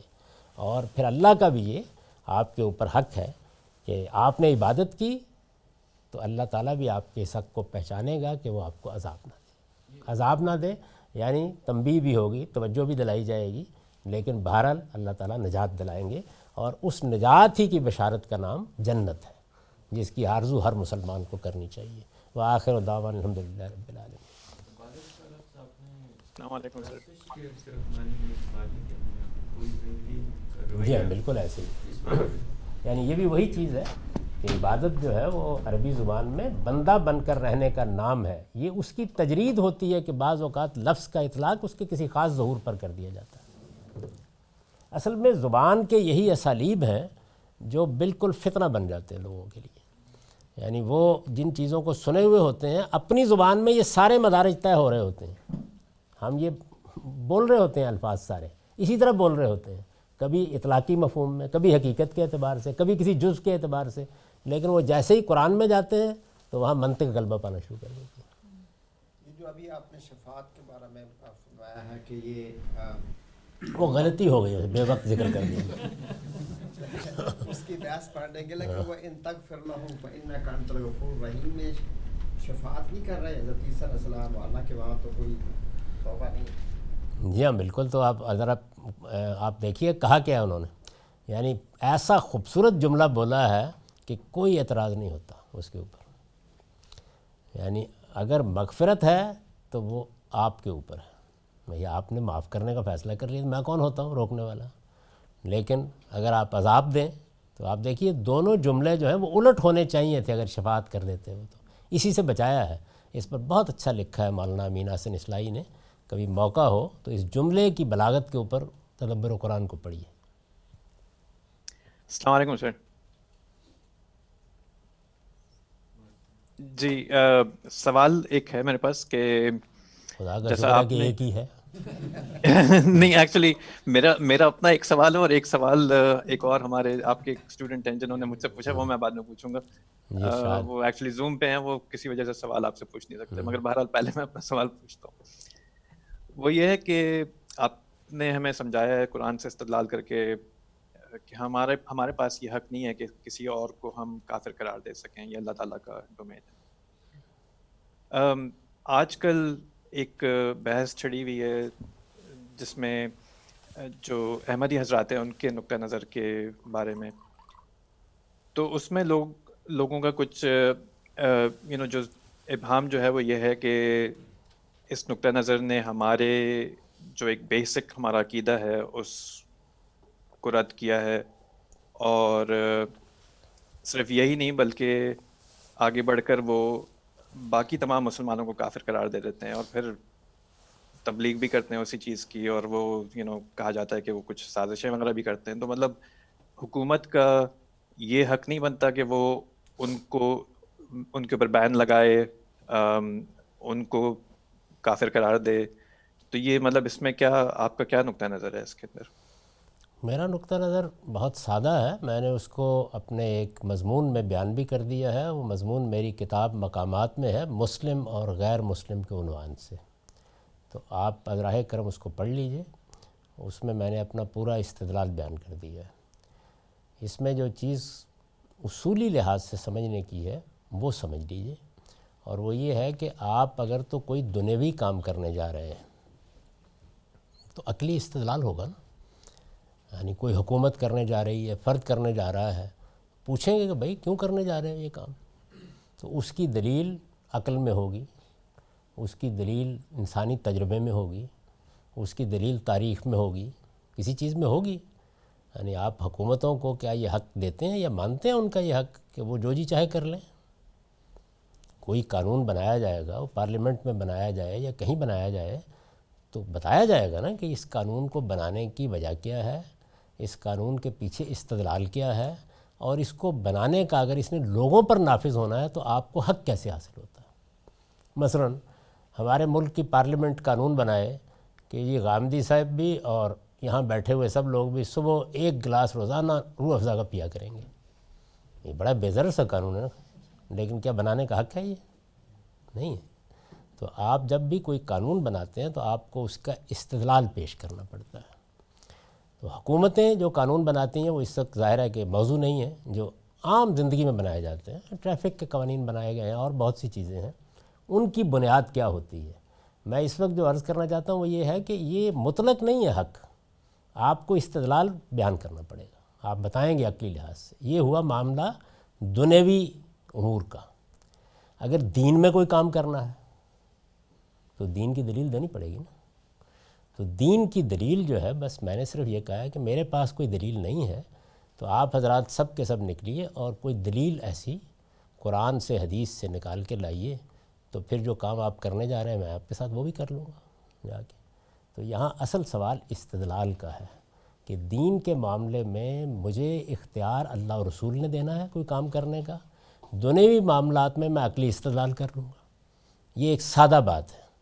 آپ کہتے ہیں کہ آپ کے پاس یہ اللہ اور رسول کا دیا ہوا اختیار ہے، میں پوچھتا ہوں کہاں ہے؟ تو بھائی وہ مجھے بتا دیں، بات ختم ہو جائے گی، بحث ختم ہو جائے گی. یہ تو ہے اختیار کو استعمال کرنے کا معاملہ.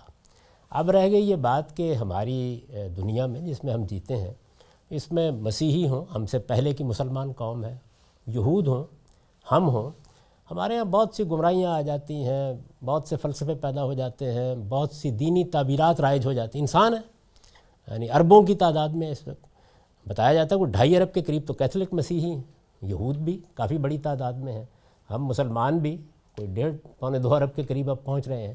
تو اتنی بڑی تعداد میں جب لوگ ہوں گے تو ان میں مفکرین بھی پیدا ہوں گے، دانشور بھی پیدا ہوں گے، نئی نئی تعبیریں بھی کریں گے. تو اب میرا فرض کیا ہے؟ یہ تو مجھے اللہ نے ذمہ داری دے رکھی ہوئی ہے، اس کی نص میرے پاس موجود ہے کہ مجھے یہ بتانا ہے کہ صحیح دین کیا ہے. یہ میرا فرض ہے. اگر میں دین کا علم رکھتا ہوں تو میرا فرض ہے کہ میں لوگوں کو خبردار کروں، بلکہ جو میرے دین کے عالم کی حیثیت سے زندگی بسر کرنے کا فرمان ہے وہ فرمان ہی یہی ہے کہ لیتفقہوا فی الدین ولینذروا قومہم، یعنی دین کی سچی بصیرت حاصل کرنا اور پھر لوگوں کو خبردار کرنا۔ تو مجھے لوگوں کو بتانا ہے کہ یہ دیکھو یہ کفر ہے، دیکھو یہ شرک ہے، دیکھو یہ بدعت ہے، یہ مجھے اپنے علم کی حد تک دیانتداری سے بتانا ہے۔ یہ تو اللہ کی عائد کردہ ذمہ داری ہے مجھ پر، لوگوں کے بارے میں فیصلہ کرنا ہے، اس کا اختیار میرے پاس نہیں ہے میری دانست میں۔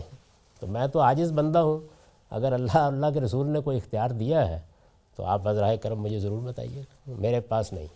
یہ مجبوری ہے جس کا میں نے اظہار کیا ہے، دل میرا بھی بہت چاہتا ہے، لیکن یہ کہ وہ اب کیا کیا جا سکتا ہے۔ سر یہ فقہا نے کافی اس کو ڈیٹیل سے بیان کیا ہے تکفیر کے مسئلے پر، لیکن ہمارے پاکستان میں اس کا لحاظ نہیں رکھا جاتا، ورنہ ان کے اندر کافی ڈیفیکلٹیز ذکر کی ہیں، 5-6 شرطیں لگائی ہیں۔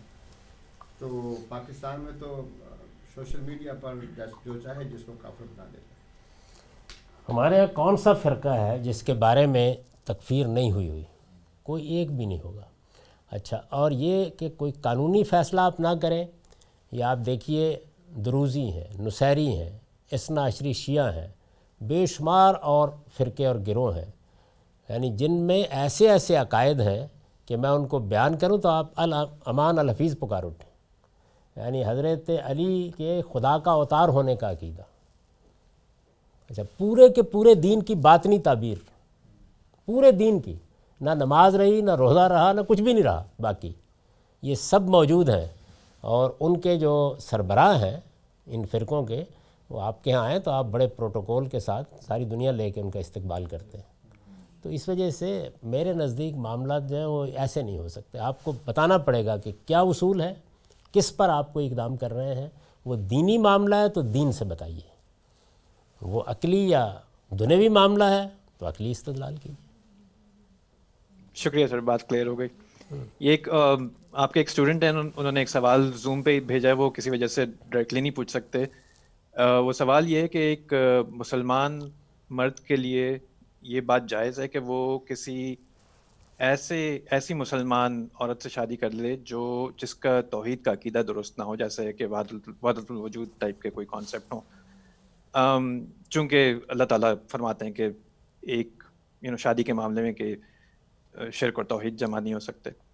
تو اس کا دوسرا یہ جزوی سوال بھی انہوں نے پوچھا ہے، وہ یہ ہے کہ اگر اس طرح کی کوئی صورت بن جاتی ہے تو اس میں بہتر یہ ہے کہ ایک کرسچن عورت سے شادی کر لی جائے جن کا ٹرینٹی کا کانسیپٹ ہے، یا ایک مسلمان عورت سے جن کا توحید کا عقیدہ درست نہیں ہے؟ یہ فیصلہ خود قرآن نے سنا دیا ہے کہ جب کوئی شرک کو بطور مذہب اختیار کیے ہوئے ہو، جیسے کہ مشرکین عرب تھے، تو ان کے ساتھ نکاح نہیں ہو سکتا۔ کوئی بھی قوم، کوئی بھی گروہ، کوئی بھی فرد ہو، اور اس میں دو طرفہ ممانعت کی ہے قرآن مجید نے، یعنی نہ کسی مشرکہ کے ساتھ کسی بندہ مومن کا نکاح ہو سکتا ہے، اور نہ کسی مشرک کے ساتھ کسی مومنہ کا نکاح ہو سکتا ہے۔ رہ گئے وہ لوگ کہ جو توحید کے علمبردار ہیں، کہتے ہیں ہم توحید کو مانتے ہیں، توحید کے سوا کسی چیز کا اپنے اوپر شائبہ بھی گوارا کرنے کے لیے تیار نہیں، لیکن واضح ہے کہ شرک کرتے ہیں، جیسے اہل کتاب ہیں۔ تو وہاں اللہ تعالیٰ نے ایک شرط کے ساتھ اجازت دی ہے، اور وہ شرط جو ہے اس پر میں نے گفتگو کی ہے البیان میں بھی اور میزان میں بھی، کہ جس وقت اسلام کا غلبہ قائم ہو گیا اور توحید کے حق میں ایک بڑا انقلاب برپا ہو گیا، یعنی رسالت مآب صلی اللہ علیہ وسلم کا جو اصل انقلاب ہے، لوگ اس کو سیاسی انقلاب کے طور پر دیکھتے ہیں، وہ اصلاً توحید کے حق میں برپا ہوا ہے۔ تو توحید کے بارے میں جب یہ صورت ہو گئی، اور پھر ایک تہذیب اس کے نتیجے میں وجود میں آ گئی، جس کے پاس طاقت بھی تھی، جس کو کوئی مرویت بھی لاحق نہیں تھی، جس کے ماننے والے اس وقت پوری دنیا کو ایسے دیکھ رہے تھے کہ وہ آسمان پر کھڑے ہیں، اس وقت شرک کرنے والے لوگوں، یعنی وہ جو مشرک نہیں ہے اقرار میں، شرک کرنے والے لوگوں کی خواتین سے اجازت دی گئی۔ یہ ہے قرآن کا نقطہ نظر، یعنی ان شرائط، ان حدود، اس فضا میں یہ بات کی گئی ہے۔ تو اس کا لحاظ رکھنا چاہیے، بس میرا موقف اس معاملے میں یہی ہے۔ باقی یہ کہ وہ بچے یا وہ لوگ کہ جن کو مذہب سے کوئی دلچسپی نہیں ہوتی، وہ مسلمانوں کے گھر میں پیدا ہو جاتے ہیں، وہ جب شادی کرنے لگتے ہیں اور آپ یہ آیتیں سناتے ہیں تو اس میں عشق کے مقابلے میں مذہب کو لے آتے ہیں، وہ ہمیشہ ہار جاتا ہے. اس وقت نہ لائیے حضرائے کرم. جی جو بھی آپ جو کہہ رہے تھے کہ اہل کتاب جو ہیں ان سے آپ کہہ رہے ہیں کہ جائز ہے نکاح کرنا، تو یہ ایک مسلمان انسان اگر کسی ایسے مسلمان سے شادی کرنا چاہے جو جس کا کوئی توحید کا عقیدہ شیکی ہو، مزاروں پہ جانا یہ وہ سب ہو، تو وہ بھی تو اتنا ہی لیس پریفریبل ہوگا بنسبت سمجھنے والی مسلمان خاتون سے. دین نے کب کہا کہ آپ ضرور کریں؟ دیکھیں نا، شادی کرنے کے فیصلے کے بارے میں مجھے کوئی پابند تو نہیں کیا گیا نا، یہ تو مجھے دیکھنا ہے. تو میں شادی جب کرتا ہوں یا اپنے بچے ہی کرتا ہوں یا اپنی شادی کا فیصلہ کرتا ہوں تو میں 10 باتیں دیکھوں گا. یعنی میں خاندان بھی دیکھتا ہوں، پس منظر بھی دیکھتا ہوں، شرافت بھی دیکھتا ہوں، تہذیب بھی دیکھتا ہوں، اس سے زیادہ نازک چیزیں جو ہیں وہ دیکھتا ہوں. میسز تو نہیں دیکھتے تو ان کو یہ بات کیوں نہیں پتا؟ یہ تو ہمارا کام تو سمجھانا ہے نا. دیکھیے یہ جو دنیا ہے، انسان پیدائشی طور پر چیزوں کو جانتا ہوا پیدا نہیں ہوتا. یہ ہمارا کام یہ ہے کہ ہم یہ بتائیں کہ آپ کو اگر آپ کا مذہب آپ نے کوئی قبول کیا ہوا ہے تو اس مذہب کو شعوری طور پر قبول کیجیے. یعنی مذہب کوئی پیدائشی طور پر قبول کرنے کی چیز نہیں ہے، شعوری طور پہ قبول کیجیے. جب آپ شعوری طور پر قبول کریں گے تو اس کا مطلب کیا ہے؟ سمجھ کر، سوچ کر. ہر وقت تجدید ایمان کرنی چاہیے. یعنی آپ کو ہمیشہ یہ دیکھتے رہنا چاہیے کہ آپ جن چیزوں کو مانتے ہیں ان پر آپ کا دل مطمئن ہے، جن چیزوں کو آپ عملاً اختیار کرتے ہیں ان کے بارے میں شرح صدر ہے. اس کو جانتے رہیے. تو یہ شعور پیدا کرنا ہمارا کام ہے. لوگوں کے اندر شعور نہیں ہے. بہت بڑی تعداد پیدائشی طور پر متعلق ہوتی ہے. وہ کہتے ہیں ٹھیک ہے مسلمانوں کے گھر میں پیدا ہوئے تو مسلمان ہیں، ہندو ہیں گھر میں پیدا ہوئے ہندو ہیں. تو یہ صورتحال ہے اس وقت. اس میں یہ سخت رویہ اختیار کرنے کی کوئی وجہ نہیں ہے. ہمارا کام ہے محبت کے ساتھ ہم دین کو بتائیں اور سمجھائیں. جس کو اللہ توفیق دے گا وہ اس کو قبول کر لے گا. جس کی سمجھ میں نہیں آئی تو ہم کوئی داروغہ تھوڑی ہیں. جو شادی کر جی مطلب کہ شادی کر شادی کے بارے میں تو ساحر لدھیانوی نے ویسے ہی فیصلہ کر دیا ہوا ہے. تم میں ہمت ہے تو دنیا سے بغاوت کر دو، ورنہ ماں باپ جہاں کہتے ہیں شادی کر لو. اس میں تو صحیح اصول یہ ہے کہ خود فیصلہ کرنے کے بجائے جہاں ماں باپ کہتے ہیں کر لو. اگر ماں باپ کا کانسیپٹ جو ہے وہ غلط ہو تو ایک لڑکے کے لیے شاید زیادہ آسان ہو کہ بھائی وہ کہہ سکے کہ نہیں میں فلانی خاتون سے نہیں کرنا چاہتا شادی جو آپ سجیسٹ کر رہے ہیں بیکاز ان کا عقیدہ ٹھیک نہیں. لیکن لڑکیاں اکثر بہت باؤنڈ ہوتی ہیں اور اگر وہ خود سمجھتی بھی ہوں تو ایسی مطلب یہ آئی تھنک یہ بہت بڑی آزمائش ہے جن لوگوں پہ بھی گزرتی ہوگی، مگر جن کے پاس یہ they don't have the capacity to say to their parents کہ بھائی ہم یہاں نہیں کر سکتے، ان کا کیا ہوگا جن کو زبردستی کرا دی جاتی ہے؟ دیکھیے یہ تو صرف مذہبی کا مسئلہ نہیں ہے. یعنی ہمیں اپنی بچیوں کو نہ صرف یہ کہ حق دینا چاہیے، یہ ان کی تربیت کرنی چاہیے، ان کو بتانا چاہیے کہ آخری فیصلہ آپ کا ہے، کوئی فیصلہ ان پر ٹھونسنا نہیں چاہیے. یہ معاملہ تو صرف مذہبی کے معاملے میں نہیں، اور بھی بہت سی چیزوں میں ہو سکتا ہے. یعنی آپ دیکھیں کہ ہمارے پیغمبر نے تو ہمیں یہ تعلیم دی کہ ایک خاتون نے آ کے صرف اتنا کہہ دیا کہ مجھے اس کی صورت پسند نہیں ہے. ایک تو یہ نا کہ کرنے جا رہے ہیں، ایک یہ کہ اس بنیاد پر نکاح ختم کر دیا. تو اس کا مطلب یہ ہے کہ یہ حق آپ کا ہے. اس میں والدین کی اصلاح کرنی چاہیے، انہیں بتانا چاہیے کہ جس وقت بچے بالغ ہو جاتے ہیں، باشعور ہو جاتے ہیں، تو آپ رہنما کا کردار ادا کر سکتے ہیں. آپ کو فیصلہ کرنے کا حق نہیں دیا گیا. فیصلے کا حق یہ جو ہے نا، کس چیز کا حق آپ کو دیا ہے خدا نے، یہ تربیت بہت کرنے کی ضرورت ہے، یہ بتانے کی ضرورت ہے. ہمارا اس وقت کردار کیا ہونا چاہیے والدین کی حیثیت سے کہ ہم اپنے تجربے شیئر کریں. ہمیں اگر کسی چیز کے بارے میں معلومات ہیں تو معلومات میں اضافہ کریں.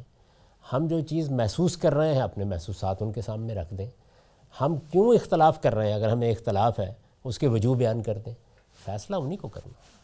تو یہ خاص طور پر میں خواتین سے یہ کہتا ہوں کہ اب ان کے چھوٹے چھوٹے بچے ہیں تو یہ ذہنی طور پر تیار ہوں اس کے لیے، اس لیے کہ فیصلے کا حق ان کے پاس.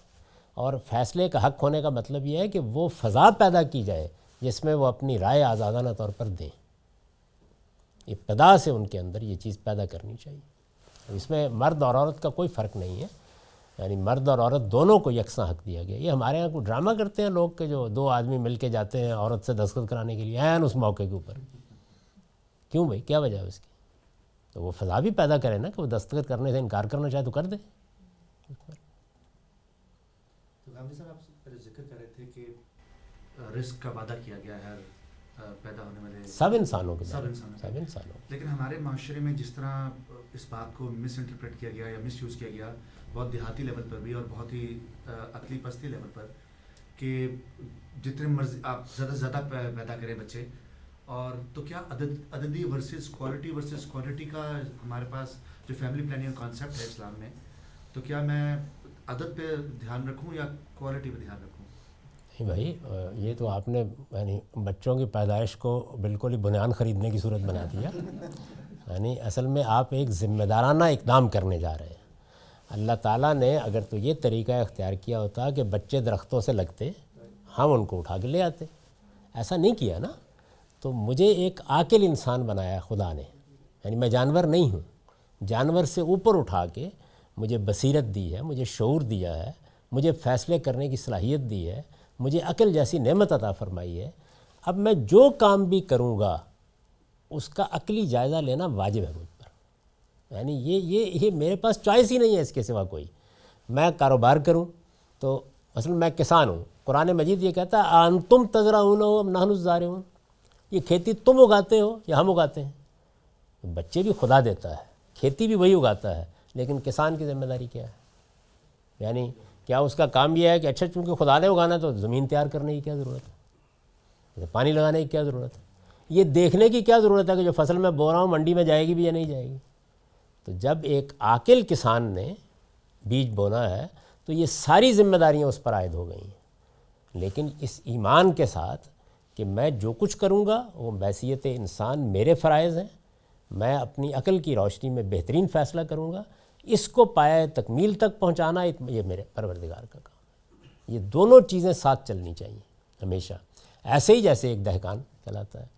تو آپ یہ بتائیں مجھے کہ اگر کسان ایک یہ فیصلہ کر لے کہ بھئی اس سے کیا تعلق ہے، میرے آباء و اجداد جو ہیں وہ گندم بوتے آئے ہیں، میں تو بوؤں گا، اب بے شک گندم کی مارکیٹ میں ڈیمانڈ ہی نہ ہو سرے سے، کیا کریں گے پھر؟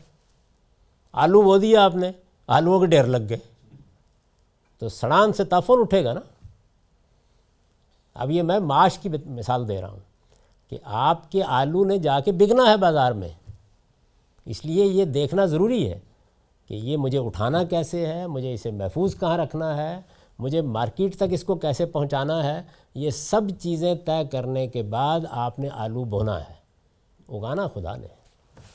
وہ ایک روایت میں آتا ہے کہ تزود الولود ولودا فانی افتخر بکم الامم، تو اس کو کس طرح ہم پھر یعنی رسالت میں آپ صلی اللہ علیہ وسلم نے جب اپنی دعوت کی ابتدا کی، بڑے تھوڑے سے مسلمان تھے، بمشکل کوئی 1,00,000 سوا لاکھ، یہی کہنا چاہیے تھا آپ کو۔ اس وقت کوئی مسئلہ بھی نہیں تھا، تو اصولاً تو یہی ہونا چاہیے کہ بھائی یہ تھوڑی ہے کہ 5 عورتوں سے شادی کر لو۔ بڑی اعلیٰ بات فرمائی آپ نے۔ چیزوں کو علی الاطلاق نہیں رکھا جاتا، پورے فریم میں رکھ کے دیکھا جاتا ہے۔ میں بھی یہی کہوں گا اپنے بچے کو، آپ بھی یہی کہیں گے، لیکن اس کا مطلب یہ ہے کہ اندھا بہرا ہو کر اپنی ذمہ داریوں کو اولاد پیدا کرنے ہی کے لیے، بلکہ اولاد کی شدید خواہش کے ساتھ ہی شادی کی جاتی ہے۔ اور ظاہر ہے کہ اگر کوئی بانجھ خاتون ہے تو آپ یہی سوچیں گے نا کہ بھئی میں، یہ الگ بات ہے کہ آپ کسی اور بنیاد پر فیصلہ کر لیں، لیکن خواہش تو ہر آدمی کی یہی ہوتی ہے کہ ایسی عورت سے شادی کرے جس کے نتیجے میں اولاد پیدا ہو، آپ کا نام چلے، اور پیغمبر کی بھی یہی خواہش ہوگی کہ اس کے ماننے والے پیدا ہوں زیادہ سے زیادہ۔ بالکل ٹھیک ہے یہ بات، لیکن یہ ان تمام حدود کے ساتھ ہے جو ہمیں دی گئی ہیں۔ یہی بات ہے جس کو سمجھانے میں ایک عمر لگ گئی کہ جو مطلق چیزیں ہوتی ہیں اس طرح بیان ہوتی ہیں، وہ اپنے موقع اور محل کے لحاظ سے بیان ہوتی ہیں، ان کو پورے فریم میں رکھ کے دیکھنا چاہیے۔ جی یہی سب سے بڑی غلطی یہی ہوئی۔ جو کانٹرسیپٹیوس آف جو فیملی پلاننگ کا جو کانسیپٹ ہے وہ اتنا وہ نہیں آیا ہمارے گراس روٹ لیول تک، تو وہ میں اس طرف لے کے جانا چاہتا کہ بعض ملکوں کے اندر بہت بہتر طریقے سے آ گیا ہے۔ مثلا میں 10 سال ملیشیا میں رہا ہوں، وہاں پر حکومت کو جد و جہد کرنی پڑتی ہے کہ لوگ زیادہ بچے پیدا کریں، اتنا زیادہ آ گیا ہے۔ اس کی وجہ یہ ہے کہ رقبہ کافی ہے، آبادی بہت تھوڑی ہے، یعنی جتنے لوگ ہر سال وہاں پہ سیر و تفریح کرنے جاتے ہیں، ٹورسٹ جاتا ہے، اتنی آبادی کم و بیش. تو ان کی یہ بڑی خواہش ہے کہ کچھ زیادہ آبادی ہو تاکہ ہمارے اپنے لوگ ہوں. تو اس کا حکومتوں کی تو اصل میں پالیسیاں اور اصولوں پر بنتی ہیں. اس میں ان کا بھی کام یہ ہے کہ لوگوں کو ایجوکیٹ کریں، صحیح اصول بتائیں. بنگلہ دیش میں تو خود علماء بہت شریک ہو گئے ہیں اس سارے عمل میں، اور وہاں بہتر کوآرڈینیشن ہوئی ہے. ہمارے ہاں اس معاملے میں تو سرے سے احساس ہی نہیں. ہم تو 10-12 بچے پیدا کرتے ہیں، ان میں 4-5 کو جا کے ٹرک ڈرائیوروں کے پاس چھوڑ دیتے ہیں، 2-4 کو جا کر کسی جگہ چھوٹا بنا کے سائیکل کی ٹیوب ڈالنے کے لیے چھوڑ دیتے ہیں. اگر اس کے بعد کوئی بچے دینی مدرسے میں چھوڑاتے ہیں. یہ ہم گلٹ فری ہو کے یہ فیصلہ کر سکتے ہیں، جیسے آپ کہہ رہے ہیں کہ یہ ہمارا فرض بھی ہے، صرف حق ہی نہیں ہے کہ ہم کر سکتے ہیں، نہیں واجب ہے آپ پر. یعنی آپ کو ہر وہ کام کرنے کے لیے، آپ عاقل انسان ہیں، کسی عاقل انسان نے جب کوئی اقدام کرنا ہے، یعنی آپ شادی کرنے کا فیصلہ کرتی ہیں تو یہ آپ بے سوچے سمجھے نہیں کر سکتے. آپ کو اس کے بارے میں سوچنا ہے، کس سے کر رہی ہیں، کیوں کر رہی ہیں، کس عمر میں کر رہی ہیں، اس کے نتائج کیا ہوں گے. بھگت رہی ہیں نا آپ. میرا کویسچن یہاں پر یہ کہ مطلب فیملی پلاننگ کے کانٹیکسٹ میں کہ ریزنس کیا ہیں کہ اگر ایک کپل کے پاس اس دنیا ابھی اس وقت میں ایسے مینس ہیں کہ وہ لیٹ سپوز وہ 2 بچوں کے بعد اور بچے نہیں پلان کرتے، مگر ان کے پاس مینس ہیں کہ وہ مزید بچے ان کی تربیت تعلیم پہ ان کے پاس مینس تو ہیں، مگر پرائیورٹیز تھوڑی ڈفرینٹ ہیں. یہاں پھر آپ نے مینس کو محدود کر دیا. اصل میں معاش پر ساری چیزیں ضروری ہیں. یعنی آپ کا نفسیاتی لحاظ سے قبولیت کی جگہ پہ آنا ضروری ہے. آپ کے پاس اتنا وقت ہونا ضروری ہے. مطلب ہو سکتا ہے کہ آپ کو پیسے تو بہت ملتے ہوں. آپ یہ دیکھیں کہ اس وقت بہت سے لوگ ہیں، یعنی میں آپ کو 10 مثالیں دے سکتا ہوں، ان کو پیسے کی کمی نہیں ہے، لیکن 10 منٹ بچوں کو دینے کے لیے نہیں. تو یہ سب چیزیں آپ کو دیکھنی، ان کا لحاظ کر کے آپ کرتے ہیں. تو آپ کا وہ جو گلٹ ہمیں دیا جاتا ہے، انکلکیٹ کیا جاتا ہے پاکستان میں اس طرح کے آپ توحید کو ماننے والے، آپ زیادہ اگر بچے پیدا کر سکتے ہیں اور ان کی تعلیم و تربیت وغیرہ، تو ایسا گلٹ نہیں ہونا چاہیے. اگر میرے پاس مینس ہیں وہ گلٹ تو ابتدا ہی میں بھی نہیں ہے. دیکھیے آپ کے یہاں 2 بڑے پیغمبروں نے شادی ہی نہیں کی، 2 جلیل القدر علماء نے شادی نہیں کی، نہ امام بخاری نے کی، نہ ابن تیمیہ نے کی. یہ تو آپ کا فیصلہ ہے. گاندھی صاحب جیسے چائنا میں 1 چائلڈ پالیسی آئی، جیسے پاکستان ہے وہاں 22 کروڑ ہو رہے ہیں، 10-20 سال بعد 40 کروڑ جائیں گے، رقبہ وہی ہے. کیا ایک حکومت کے پاس یہ اختیار ہے ایک دینی لحاظ کانٹیکس میں کہ وہ آپ کے مائکرو لیول پر آپ کو اس کو کنٹرول کرنے کا حق ادا کریں؟ جی بالکل نہیں. حکومتوں کو تربیت تعلیم کرنی چاہیے، بس لوگوں کو ایجوکیٹ کریں. اس طرح کے آپ کام کریں گے تو آپ ایسا امبیلنس کریٹ کر دیں گے. وہاں ہو گیا. ابھی آپ نے بنگلہ دیش میں علماء کو تعریف کی ہے، تو وہ بھی تو یہی کام کر رہے ہیں. نہیں، انہوں نے جو سمجھایا جا کے لوگوں کو ایجوکیٹ کیا. دیہات میں گئے ہیں، چونکہ لوگ اس معاملے میں مذہبی رکاوٹ محسوس کرتے تھے، تو علماء کے تعاون سے یہ ہوا کہ وہ مذہبی رکاوٹ بڑی حد تک دور ہو گئی. تو آپ تعلیم تربیت کا کام کریں گے، لوگوں کے ذاتی معاملات میں کیسے مداخلت کر سکتے ہیں؟ اور یہ مداخلت بڑی خطرناک ہو گئی وہاں پہ، اس لیے کہ وہ اب سب لوگوں نے سوچا کہ اچھا ایک ہی کرنا ہے تو پھر لڑکا ہی پیدا کر لیتے ہیں. اور آج کل تو یہ اس کے اسباب بھی بہت پیدا ہو گئے. تو خدا کی اسکیم میں مداخلت کرنے سے حکومتوں کو اجتناب کرنا چاہیے. وہاں تو ظاہر ہے کہ حکومتیں آمریت کی بنیاد پر قائم ہیں. وہ تو حکومت کمپین تو کر سکتی ہے. جی کمپین یہی نا، تعلیم تلقین اسی کو کہا جاتا ہے. یعنی جس طرح ہم کہتے ہیں کہ علماء کا کام ہے کہ وہ حکومت کی غلطیوں پر توجہ دلائیں، لیکن آپ کہیں کہ ڈنڈا میں ہاتھ میں پکڑنے جا رہا ہوں. تعلیم تربیت تلقین نصیحت یہ سب چیزیں آپ کریں. حکومت کو سبق سکھانے کے لیے روڈ بلاک کر سکتے ہیں؟ نہیں کر سکتے، بالکل ناجائز ہے. یہ قانون شکنی کی کسی حال میں بھی حمایت نہیں کی جا سکتی. سر جب اس کے معاملے میں تو رسالت میں آپ صلی اللہ علیہ وسلم کی شدید تنبیہ موجود ہے. یعنی آپ نے بہت سختی کے ساتھ روکا ہے. حدیثوں میں دیکھیں کہ آپ راستہ نہیں بند کر سکتے. لشکر جب گئے ہیں ان کی ضروریات کے لحاظ سے بھی راستہ نہیں بند کرنے کی اجازت دی. آپ کو کوئی حق نہیں ہے اس بات کا. قانون کو آپ نہیں توڑیں گے، آپ لوگوں کو کوئی اذیت نہیں دیں گے. یہ لوگوں کو آزار میں مبتلا کرنا یا اذیت دینا یا ان کا راستہ بند کرنا یہ جرائم میں سے ہے. یہ آپ نہیں کریں گے. اس کے ساتھ آپ کو حق حاصل ہے کہ آپ قانون کے دائرے میں رہتے ہوئے آپ تقریر کریں، آپ جلسہ کریں، آپ جلوس نکالیں. میرے نزدیک ایک یعنی ہر چیز جو اچھی ہے اس کی تعریف کرنی چاہیے. جس طریقے سے ہمارے یہاں بھی ایک احتجاج ہوا ہے، میں تو کسی خاص سیاسی جماعت یا اس کے معاملے میں کوئی ایسی رائے نہیں دیتا کبھی، لیکن بہرحال چونکہ قانون نہیں توڑا گیا، قاعدے میں رہا گیا ہے. ایک جگہ بیٹھ کر ہزاروں کی تعداد میں لوگوں نے اپنا احتجاج ریکارڈ کرایا، پہلا مرحلہ جو ان کا تھا، تو کسی کو اس پہ اعتراض کا حق نہیں. ٹھیک، یہ ہر آدمی کا حق ہے، کسی کا بھی ہے. لیکن جس وقت آپ کہیں گے کہ ہم قانون شکنی کریں گے، جب آپ کہیں گے کہ اچھا انتظامیہ نے یہ طے کیا ہے ہم اس سے آگے جا رہے ہیں، تو یہ نہیں آپ کو حق. جو آپ ابھی بات کر رہے ہیں اس میں لوگوں کو تو تکلیف دی گئی ہے نا، یعنی جو آپ کے کارکن ہیں ان کو مصیبت میں چھوڑ دیا گیا ہے، تو لوگوں کو کوئی تکلیف نہیں دی گئی، لوگوں کو تو بلایا گیا ہے، ان کی مرضی تھی آتے، مرضی نہ آتے.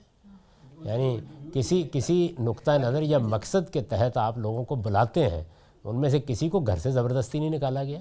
لیکن اس میں ایک چیز بڑی امپورٹنٹ جو میں نے دیکھی ہے وہ یہ ہے کہ وہ جو اللہ کے نبی صلی اللہ علیہ وسلم نے فرمایا تھا کہ جب دشمن کی وہ تم نہ کرو، خواہش نہ کرو، اور اگر دشمن آ جائے تو پھر ثابت قدمی رکھو. ان حدیثوں کو بیان کیا گیا اور پاکستان کی گورنمنٹ کو دشمن قرار دیا گیا، اور یہ چیز جو ہے وہ مطلب یہ وہ دیکھیے ہمارے ہاں یہ جو سیاسی رہنما ہوتے ہیں یہ عام طور پر اپنے مزاج کے لحاظ سے طالع آزما ہوتے ہیں، تو اس وجہ سے اس کی پرواہ نہیں کرتے وہ بات کیا کہی جا رہی ہے، اس کے پیچھے استدلال کیا ہے، اگر الزام لگانا ہے تو اس کے لیے کیا ثبوت ہونا چاہیے. وہ تو ہم نے پچھلے 4-5 سال میں یہ سب چیزیں دیکھ لی ہیں بہت. اللہ تعالیٰ اس سے پناہ دے ہر مسلمان کو. تو مطلب یہ نہیں ہے کہ ہر جو لفظ کہا گیا ہے ہم اس کی تائید کر رہے ہیں، نہیں، بحیثیت مجموعی یہ بات کہ قانون شکنی نہیں کی گئی اور ایک پرامن طریقے سے معاملہ کیا گیا ہے. جتنا حصہ قابل تعریف ہے اس کی تعریف کیجیے. قانون شکنی جو ہے یہ کسی حال میں بھی گوارا نہیں کرنی چاہیے. جو آدمی دیکھیے، میرا تو لیڈروں کے بارے میں سادہ معیار ہے کہ لیڈر کا اخلاقی وجود اور اس کا قانونی پہلو یہ مشتبہ ہو جائے، میری طرف سے وہ جبریل امین ہو، میں تو اس کا منہ بھی دیکھنے کے لیے تیار نہیں. پچھلے سوال سے ایک اور زاویے سے جو آپ نے کیا تھا کہ اگر ایک میاں بیوی ہیں، انہوں نے شادی کر لی ہے، جیسے کہ ہمیں بتایا گیا ہے کہ شادی کا ادارہ بنایا سی گیا ہے کہ بچہ ہو، پرورش ہو، اور ان کے پاس سب ذرائع بھی ہیں، مال و دولت بھی ہے، ٹائم بھی ہے، لیکن ان کی بچوں کی خواہش نہیں ہے، وہ کہتے ہیں ہم نے بچے پیدا ہی نہیں کرتے. تو ان سے اس معاملے میں سوال تو نہیں کیا جائے گا کہ تم نے یہ ادارہ بنا لیا لیکن تم نے جانتے بوجھتے ہوئے اپنی سہولت سب مطلب دونوں کیپیبل ہیں، اس کے باوجود تم نے یہ اس کو آگے پائے تکمیل تک نہیں پہنچایا، تو یہ اس کے بارے میں آپ کیا کہتے ہیں؟ دونوں مرحلوں کے بارے میں ایک ہی بار جواب دے دیتا ہوں. یعنی جب ایک آدمی یہ کہتا ہے کہ میں شادی نہیں کروں گا، یہ بھی تو ہے نا، میں نے جیسے مثال دی آپ کو، اور وہ مطمئن ہے کہ اس کی کوئی میرے پاس معقول وجہ ہے، نہیں کرتا وہ شادی، تو بہرحال میں یہ تو نہیں کہوں گا کہ لازم ہے کہ کرے یا اس کے لیے جواب دینا پڑے گا شادی کیوں نہیں کی، لیکن بہرحال یہ کوئی اچھا رویہ نہیں ہے بحیثیت مجموعی. یعنی دلیل آپ کے پاس بہت مضبوط ہو سکتی ہے، وہ حضرت مسیح کی، موقع ہوگا تو بیان کر دوں گا کیوں نہیں کی، لیکن یہ کہ بحیثیت مجموعی تو اللہ کا بنایا ہوا قاعدہ یہی ہے نا کہ بھئی آپ کو شادی کرنی چاہیے، خدا کا قانون یہی ہے. تاہم کوئی وجہ ہو سکتی ہے، مثلا ایک آدمی یہ کہتا ہے میں نے تو اپنے آپ کو سائنسی علمی تحقیقات کے لیے خاص کر لیا ہے، میں یہ بوجھ نہیں اٹھا سکتا. ہوتا ہے نا ایسا بعض اوقات، آپ کا کوئی مشن ہے، کوئی اور چیز ہے، کوئی خاص پیشن ہے، آپ اس سے ہٹ کے نہیں کوئی کام کرنا چاہتے، تو اس میں مسئولیت جو آپ نے سوال کیا وہ اس مرحلے پر بھی نہیں ہے. یعنی یہ نہیں کہ اللہ تعالیٰ آپ سے پوچھے گا. یہی معاملہ جو ہے وہ بچوں کی پیدائش کے بارے میں بھی ہے، اس میں بھی آپ یہ رائے قائم کر سکتے ہیں. تو ادارہ جس مقصد کے لیے بنایا گیا ہے، آپ کے پاس بہرحال اس طرف نہ بڑھنے کی کوئی معقول وجہ ہونی چاہیے، شادی نہ کرنے کی بھی اور اس کی بھی، جو آپ اپنے پروردگار کو اگر وہاں کو پوچھ لیا انہوں نے تو بتا سکیں گے کہ بھئی میں تو اس میں شریک نہیں ہوا. یہ اصل میں زندگی کی کشاکش سے ہے گریزی، کہ جو امتحان اللہ نے برپا کیا ہے آپ اس میں نہیں اترے، شادی نہیں کی، تو اگر وجہ معقول ہوگی اور آپ بھی مطمئن ہیں، دنیا بھی مطمئن رہے گی. غیر معقول ہوگی تو بہت سے غیر معقول کام ہیں جن کے بارے میں ہو سکتا ہے اللہ نہ پوچھے، لیکن بہرحال وہ غیر معقول ہی رہیں گے، ان کا لحاظ ضرور کرنا چاہیے. البتہ اس سے یہ استدلال کرنے کی اجازت نہیں دی جائے گی کہ وہ کہیں کہ چونکہ ہم نے تو نہ بچے پیدا کرنے ہیں نہ اس مقصد کے لیے ہم نے شادی کی ہے، اس وجہ سے ہم شادی بھی رکھیں گے اور منہ بھی ماریں گے. یہ اجازت نہیں دی جا سکتی. کیوں نہیں دی جا سکتی؟ یہ پھر وہی راستہ کھولنا ہے اس ادارے کی تباہی کا جو اللہ تعالیٰ نے اپنی تخلیقی اسکیم کو روبہ عمل کرنے کے لیے بنایا. بہت بڑی چیز ہے یہ. لوگ اس کو دو باتوں کو ہمیشہ نظر انداز کرتے ہیں. آپ شادی کر کے بچے پیدا کر کے خدا کی تخلیقی اسکیم کا جزء بنتے ہیں, حصہ بنتے ہیں. بہت بڑی بات ہے. یعنی یہ بڑی سعادت ہے جو اللہ تعالیٰ کی طرف سے انسان کو حاصل ہوئی ہے. تو اس کا لوگ بعض اوقات لحاظ نہیں کرتے. یہ سمجھتے نہیں کہ یہ کتنی بڑی چیز ہے جس میں ہم شریک ہونے جا رہے ہیں. یعنی ہمارے پروردگار نے ایک دنیا بنانی چاہیے. میں اگر اس کو سادگی سے ادا کروں تو یہ خدا کی خواہش کو پورا کرنا ہے. معمولی بات تو نہیں ہے. آپ کہتے ہیں یہ تو میں نے اپنی اماں کی خواہش پوری کی ہے, یہ میں نے اپنے ابا کی خواہش پوری کی ہے. تو خواہش کا لفظ میں واوین میں استعمال کر رہا ہوں, یعنی صرف بات سمجھانے کے لیے. یہ خدا کی چاہت, خدا کی مشیت, اس کو پورا کرنا ہے. تو یہ کوئی معمولی سعادت ہے کسی بندے کے لیے کہ اس کو یہ حاصل ہو گئی کہ اس کے پروردگار نے اپنے ایک کام کے لیے اس سے کہا کہ تم یہ کرو, تو اس نے وہ کر ڈالا. تو اس لیے اس کا بڑا لحاظ کرنا چاہیے کہ یہ معمولی چیز نہیں ہے کہ آپ اس سے گریز کریں. کوئی وجہ ہے, معقولیت ہے, ٹھیک ہے, اس کو دیکھ لیا جائے گا. یہ جی ایک سوال ابھی احمدی حضرات کے بارے میں جو کیا گیا اس کے ایک ضمنی سوال ہے. آج کل یہاں پہ ایک اور بات چیت چل رہی ہے جس میں دو نقطہ نظر ہے, میں آپ کا تبصرہ اس کے بارے میں چاہتا ہوں.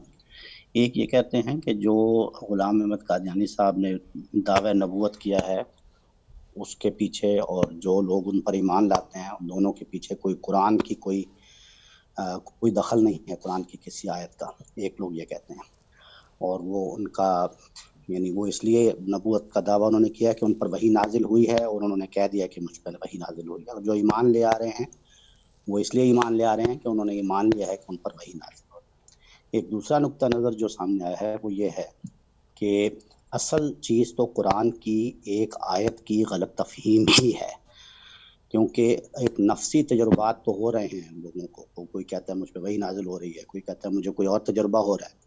لیکن جب وہ یہ ہمت کر کے دعوی نبوت کر لے گا یا کوئی شخص اس دعوی نبوت کو مان لے گا تو اس کے پیچھے اصل چیز جو ہے وہ قرآن مجید کی ختم نبوت والی آیت کی غلط تفہیم ہی ہے. اصل وہی ہے. اگر وہ رکاوٹ جو شخص اس کو رکاوٹ نہیں سمجھ رہا نبوت کے راستے میں وہی ایمان لا رہا ہے. تو یہ دو چیزیں ہیں, ان کے بارے میں ذرا تھوڑی سی وضاحت کی جائے گی. اس وقت میرے پاس 3 منٹ ہیں اور چیزیں 2 ہیں. تو خیر اگر پوری بات نہ کی جا سکی تو پھر کسی اور وقت پوچھ لیجیے. اس وقت میں بڑی مختصر طریقے سے توجہ دلاؤں گا کہ کیسے سوچنا چاہیے. یہ بات کہ اللہ تعالیٰ نبی بھیجتا ہے یہ کوئی اجنبی بات ہے, بھیجتا رہا ہے, آتے رہے ہیں. اچھا نبیوں کو ماننا چاہیے, ایسا ہی کہا گیا نا, ہم سے یہی تقاضا کیا گیا نبیوں پر ایمان لاؤ. تو یہ سارا معاملہ ایسے ہی چل رہا تھا. سوال یہ ہے کہ ہم محمد الرسول اللہ صلی اللہ علیہ وسلم کے بعد کسی نبی کو کیوں سننے کے لیے بھی تیار نہیں. ایک تو یہ ہے نا کہ کوئی دلائل کا جائزہ لیں گے, یہ سننے کے لیے بھی تیار نہیں ہے کہ ہو سکتا ہے. اچھا اسی طرح سے کوئی الہام, کوئی القاء خدا کی طرف سے کہے تو التفات کرنے کے لیے بھی تیار نہیں ہے. کیا وجہ ہے؟ سبب کیا ہے؟ قرآن, اس نے اعلان کر دیا, رسول اللہ صلی اللہ علیہ وسلم آپ نے بیان کر دیا. تو ظاہر ہے کہ یہی وجہ ہے رکاوٹ کی. یعنی اصلاً نبیوں پر ایمان ایمانیات میں شامل ہے. اصلاً تو کسی بھی نبی پر ہمیں ایمان لانا تھا. اگر یہ آیت نہ ہوتی, یہ قرآن مجید کی تصریح نہ ہوتی, یہ رسالت مآب صلی اللہ علیہ وسلم کے ارشادات نہ ہوتے تو مجھے بتائیے ہمیں کیا کرنا تھا؟ پھر ہمیں اس پیغمبر کو پہچاننے کی کوشش کرنی تھی, اس کی بات جا کے سننی تھی. کوئی اگر کہتا کہ میں نبی ہوں تو ایسے ہی کرنا تھا نا. یہ ہم نہیں سن رہے یا التفات کے قابل بھی نہیں سمجھتے تو اس لیے کہ اللہ تعالیٰ نے روک دیا ہے. تو اس لیے اب جو بھی یہ کام کرے گا اسے ان آیتوں کی تعویل ہی کرنی ہے, اس کے بغیر وہ بات آگے بڑھا نہیں سکتا. تو وہ تعویل ہے جس میں ہم اختلاف کر رہے ہیں. یعنی ہم کہتے ہیں ان آیات نے اور خدا کے پیغمبر کے ارشادات نے دروازہ بند کر دیا ہے, وہ کہتا ہے نہیں بند کیا. یہ بحث تعویلی کی بحث ہے. مسئلہ جناب